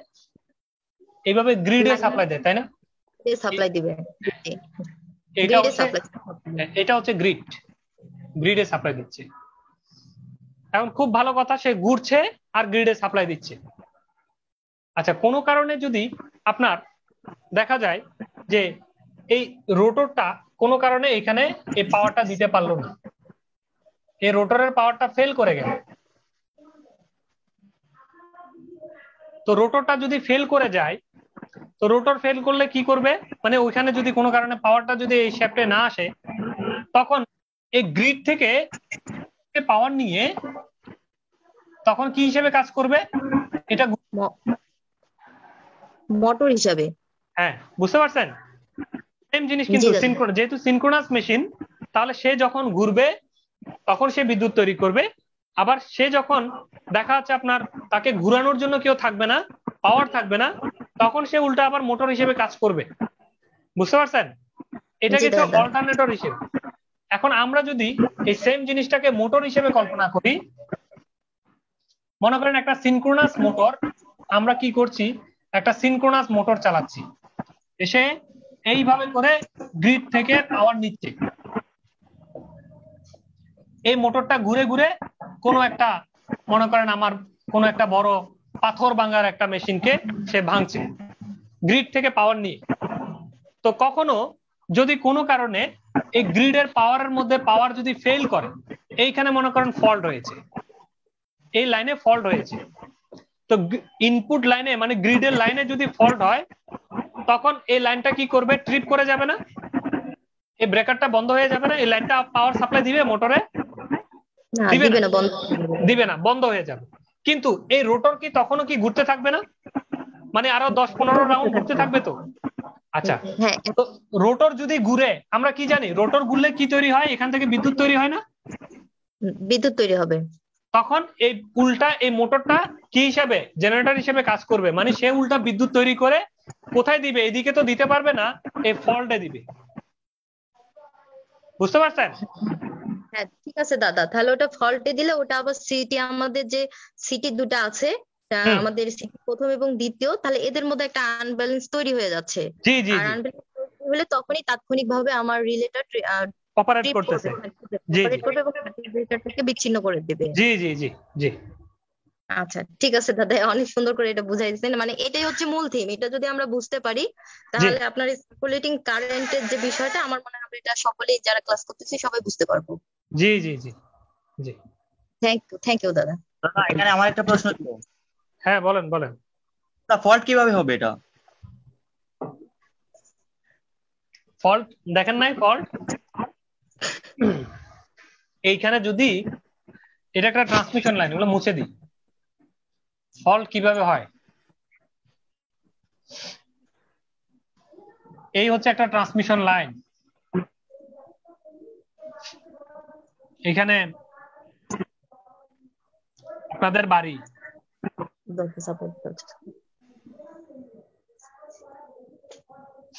বাড়ির সামনে একটা আম গাছ আছে, দীর্ঘদিন কাটেন না।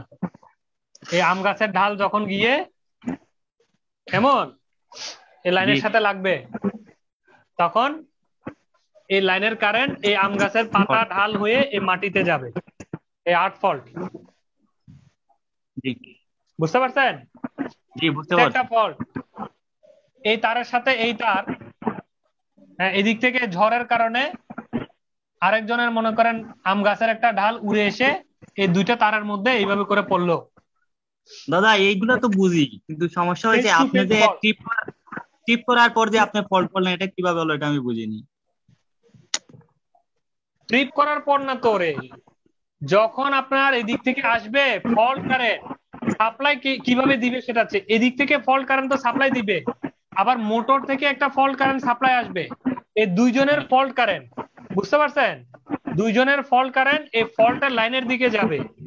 তখন মানে এটা আমরা আসলে মিলি সেকেন্ডে ঘটনাটা ঘটতেছে, সেজন্যই আপনাদের বুঝতে একটু অসুবিধা হচ্ছে, ভাবতেছেন যে আসলে ফল্ট কারেন্ট এদিক থেকেও আসবে, মোটর থেকেও আসবে। যখন ফল্ট হবে তখন আর মোটরকে সাপ্লাই দিবে না, মোটরকে সাপ্লাই দেওয়া বন্ধ করে দিবে, তখন এই ফল্টকে সাপ্লাই দিবে। ফল্টকে যখন সাপ্লাই দিবে তখন এদিক থেকেও আসবে, এদিক থেকেও আসবে, এরপরে গিয়ে বিচ্ছিন্ন হবে। বুঝতে পারছেন? বুঝতে পারছি দাদা। হ্যাঁ, এটার ঘটনা, এটা কেন হচ্ছে, এটা আপনাদের মনে অনেক সময় কনফিউশন থাকে। আপনারা সিম্পল, আপনারা ডিসি সার্কিট করেছেন, সিম্পল ডিসি সার্কিটের প্রিন্সিপাল দেখেন যে এটা একটা লোড, এটা হচ্ছে একটা সোর্স। যখন এখান থেকে কারেন্ট যাচ্ছে এই লোডের ভিতর দিয়ে ঢুকে এইভাবে করে ফিরে আসছে, এখানে যদি কোনো শর্ট পাথ পায় তখন কি কারেন্ট লোডে যাবে? যাবে না। এই শর্টের ভিতর দিয়ে সব চলে আসবে। এই শর্টটাই হচ্ছে this is the fault point. Current কোথায় আসতে চায়? মাটিতে আসতে চায়। তো এই পাওয়ারটা, জেনারেটরের পাওয়ারটা এইভাবে ফল্টের মাধ্যমে মাটিতে যাওয়ার রাস্তা পেয়েছে, আর ভুলেও আপনার মোটরে যাবে না। তখন এদিক থেকে ফল্ট কারেন্ট আসবে, মোটরের ঘুরার কারণে মোটরও একটা ফল্ট কারেন্ট জেনারেট করে দিবে। বুঝতে পারছেন? বুঝতে পারছি। ওকে জি, জুমা বেগম আর কিছু বলবেন? হ্যাঁ দাদা, আরেকটা কোশ্চেন ছিল যে আমাদের তো এটাই পর্যন্তই শেষ, আমাদের ওই যে বাংলা মিডিয়ামের যে বইগুলো আছে, তো এখানে যে রিলে সম্পর্কে আমি দেখি যে 2-1টা করে অঙ্ক আছে, যে একটা রিলে অপারেটিং টাইম কতক্ষণ। তো আমরা কি দাদা ওই নেক্সট ক্লাসে এই ধরনের অঙ্কগুলো কি করব? গতকালকের ক্লাস করছেন? না দাদা, করা হয়নি। গত ক্লাসটা মানে ক্লাস নাম্বার 4 ক্লাসে আমরা এরকম অপারেটিং টাইমের অঙ্ক করেও ফিনিশ করে বহু আগে ফেলেছি। আপনি ক্লাসটা করে নেবেন, তাহলে বুঝে যাবে। ঠিক আছে? সামনে আরো অঙ্ক আছে, অন্য অঙ্ক, কিন্তু অপারেটিং টাইমের অঙ্কগুলো করা হয়ে গেছে। আচ্ছা দাদা, ওই যে সামনে যে আপনি অঙ্ক করাবেন, এই যে আমাদের এই শুক্রবার হচ্ছে পিডিবির একটা পরীক্ষা হয়ে গেল, তো সেখানে দেখলাম যে আপনার সুইস গিয়ার থেকে একটা কোশ্চেন আসছিল। তো আপনি একটু যদি কোশ্চেনটা আপনি যদি সলভ করে দিতেন মনে হয় উপকৃত হতো। কোশ্চেনটা অনেকভাবে সলভ করছে। কোশ্চেনটা আপনাদের এই ক্লাসেই আছে, মানে আপনাদের হচ্ছে আজকে কত 5 সপ্তম নাম্বার ক্লাসেই হচ্ছে ওই টপিকস এর পড়া। এটা হচ্ছে ট্রান্সফরমারের সার্কুলেটিং কারেন্ট মেথডের রিলের অঙ্ক। এই অঙ্কর মেথডেই হচ্ছে এই অঙ্কগুলো করানো হবে। আচ্ছা আচ্ছা, আপনি নিজে সলভ করতে পারবেন আর কি। আচ্ছা আচ্ছা, থ্যাংক ইউ দাদা। আচ্ছা ওকে, জি ওকে, ওয়েলকাম। আচ্ছা, কামরুল হাসান প্রশ্ন করতে পারেন। দাদা আদাব। দাদা জি দাদা হচ্ছে ওই যে আমরা যে দাদা রিলে ইউজ করলাম, যে ডিরেকশনাল রিলে, তো দাদা আমরা কি সাবস্টেশনে সাধারণত কি ইনডিরেকশনাল রিলে গুলো ইউজ করি? মানে সাবস্টেশনে ডিরেকশনালও আছে, নন ডিরেকশনালও আছে, হ্যাঁ, আইডিএমটিও আছে, ডিএমটিও আছে, সবই আছে। কিভাবে মানে একটা সার্কিট, মানে আমাদের তো ইনডিরেকশন, ওই যে নন ডিরেকশনাল দাদা, মানে সার্কিট ব্রেকারটাও যদি ফল্ট হয় ওইটাও ইয়া করবে, আবার দুই দিক থেকে ইয়া করবে, মানে ফল্ট হলে ওটা দেখা। কিছু কিছু জায়গায় আপনার অবশ্যই ডিরেকশনাল ওভার কারেন্ট আপনাকে দিতেই হবে। আমি সেই জন্যই বুঝালাম যে ডিরেকশনাল কেন জরুরি। সে একটা নির্দিষ্ট দিকে ডিরেকশন সে সব সময় দেখবে। যে মনে করেন আমরা যদি জেনারেটরের কথা চিন্তা করি, কখনো বলেন তো জেনারেটর যদি মোটর হয়ে যায় এটা কি আপনি চান? আমরা একটু দেখি, আমরা একটু দেখি যে এটা হচ্ছে আপনার জেনারেটর। এই জেনারেটরটা ঘুরতেছে, ঘুরে এদিকে পাওয়ার দিচ্ছে। এইখানে আপনি ডিরেকশনাল কারেন্ট বসাই দিলেন, ওভার কারেন্ট রিলে। ডিরেকশনাল কি? সে এদিকে কারেন্ট গেলে ঠিক আছে, ওকে, কিন্তু যদি এদিকে কারেন্ট যায় তাহলে হচ্ছে সে বলতেছে নট ওকে, মানে এদিকে কারেন্ট গেলেই সে কি করবে? কাজ করবে। আচ্ছা, তাহলে এখন গ্রিডে পাওয়ারটা সাপ্লাই দিচ্ছে জেনারেটর, ঠিক আছে তো? ঠিক আছে না? কিন্তু কখনো যদি এমন হয়, ওই যে বললাম যে গ্রিডের থেকে সাপ্লাই দিচ্ছে না, এখানে একটা ফল্ট হয়েছে, এই লাইনের মধ্যে যাইতে যাইতে একটা ফল্ট হয়েছে, ফল্ট হওয়ার সাথে সাথে সে এই গ্রিডে পাওয়ারটা না গিয়ে তখন এই জিনিসটা মোটর এই জেনারেটরটা সে কি করলো, মানে গ্রিডে পাওয়ার সাপ্লাই না দিয়ে উল্টা গ্রিড থেকে নেওয়া শুরু করলো। এই ফল্টের কারণে মনে করেন এমন একটা আনব্যালেন্স হয়ে সে উল্টা গ্রিড থেকে নেওয়া শুরু করলো। তো সে যদি গ্রিড থেকে নেওয়া শুরু করে তাহলে এটা কি আপনি চান গ্রিড থেকে নেই? না দাদা। তাহলে গ্রিড থেকে নিলে কি হয়ে যাবে, সে মোটর হয়ে যাবে না? এখানে শ্যাফট ট্যাপ যেগুলো ছিল ওগুলো ঘুরে উল্টা আরো ভেঙে যেতে পারে না? এই জন্য তখন এই সব জায়গায় একমুখী যেন এদিকে যেতে পারবে কিন্তু উল্টা দিক থেকে যেন আসতে না পারে, এই জায়গায় এইসব জায়গায় আপনার এই ডিরেকশনাল রিলে গুলো বসাইতে হবে, না হলে কিন্তু খুব বিপদ হবে। Thank you. জি ওয়েলকাম। আপনি রাসেল আহমেদ প্রশ্ন করতে পারেন।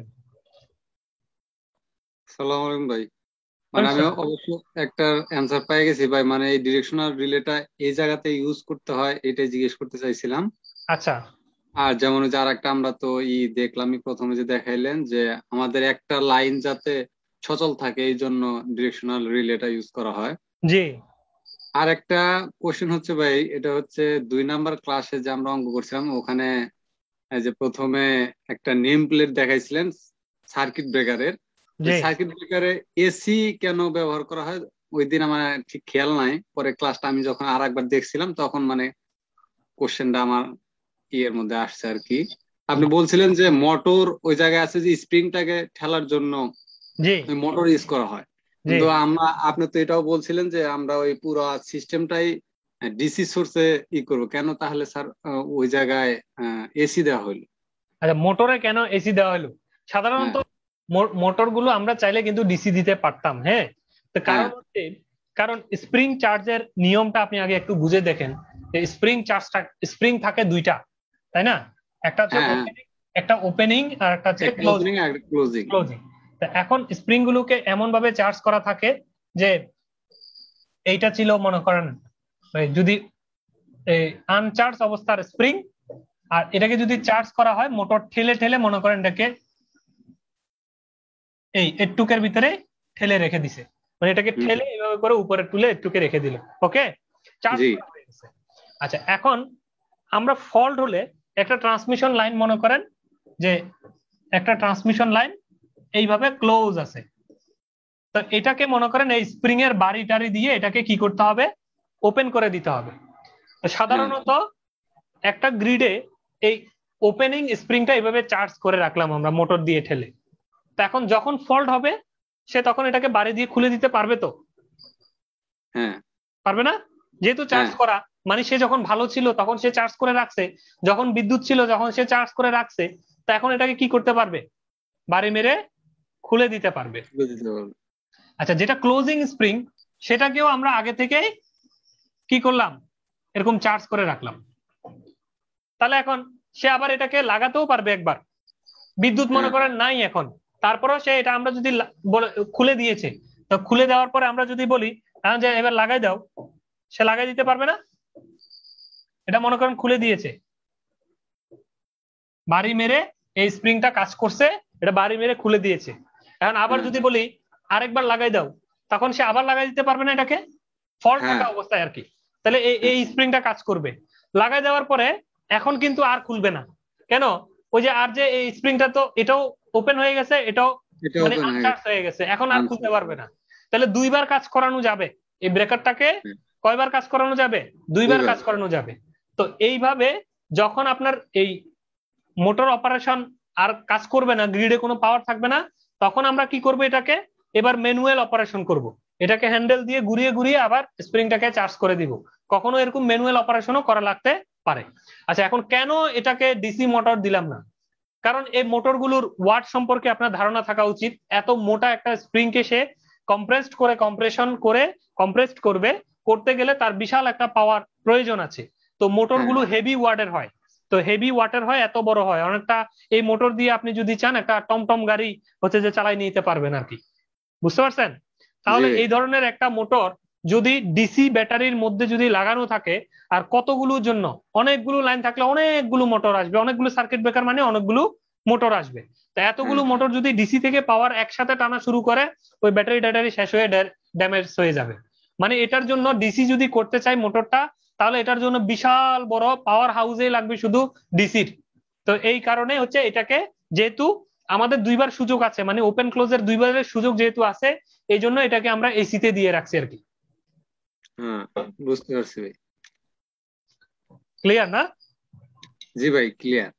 আর যেহেতু ভাই এই যে আমরা যেহেতু মানে এসিতে তো কোনো ভরসা নাই, এই জন্য আমরা তো আমাদের তো একটা প্ল্যানই থাকবো যে ডিসির।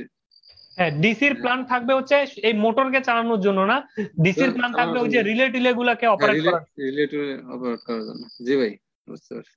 ওকে, থ্যাংক ইউ। যে শিবলি সাদিক শুভ প্রশ্ন করতে পারেন। স্যার আসসালামু আলাইকুম। জি ওয়ালাইকুম আসসালাম। ভালো আছেন? জি আছি, ভালো আছি।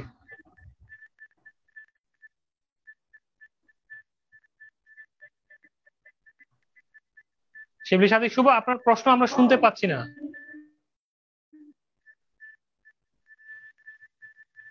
হ্যালো। জি আমরা এখন শুনতে পাচ্ছি।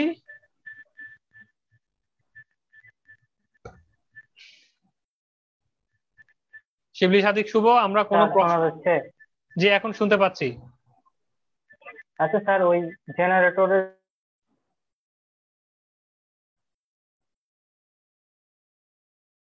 শিবলি সাদিক শুভ, আমরা জেনারেটর পর্যন্ত শুনছি, আর কিচ্ছু শুনিনি।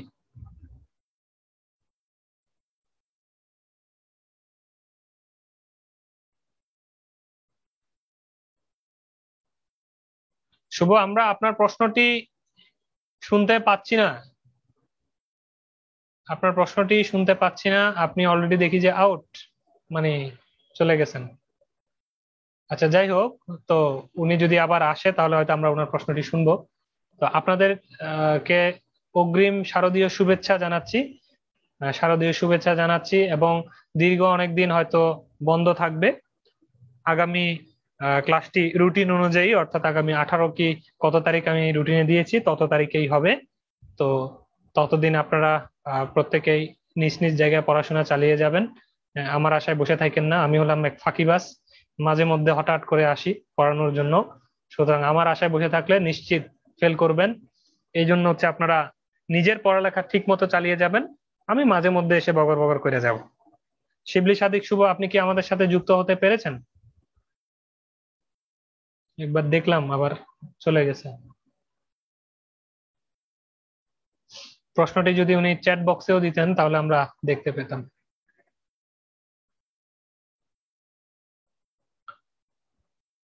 আচ্ছা যাই হোক, তো উনি আসতে থাকুক, আমরা দু চারটি কথা বলে শেষ করব। বিষয়টা হচ্ছে যে আপনাদের এই রিলের সম্পর্কিত এই বিষয়গুলো কেমন লাগছে? জি ভাই, আলহামদুলিল্লাহ ভালো লাগতেছে ভাই। খুব ভালো লাগছে দাদা। এটা একদম বাস্তব জীবনের গল্প, কিন্তু আপনাদেরকে আমি যে কথাগুলো বলে যাচ্ছি একদম বাস্তব জীবনের গল্প। আপনারা বিশ্বাস না হলে যখন বাস্তব জীবনে আসবেন তখন বুঝতে পারবেন যে জাস্ট এই দুই চারটা জিনিস জানে বলে বিএসসি ইঞ্জিনিয়াররা আপনাদের সাথে কি আচরণ করবে। হ্যাঁ, যারা ভালো ভালো ইউনিভার্সিটিতে পড়ছে তারা দুই একজন, সবাইও জানে না, দুই একজন যারা জানবে এরা আপনাদের সাথে কি আচরণ করবে, কি ভাব নিবে, আপনারা নিজেরাই তখন কল্পনা করবেন এই জিনিস জানা না থাকলে আমার যে আজকে কি হইতো। হ্যাঁ, জাস্ট সিম্পল জিনিস কিন্তু, বুঝছেন তো।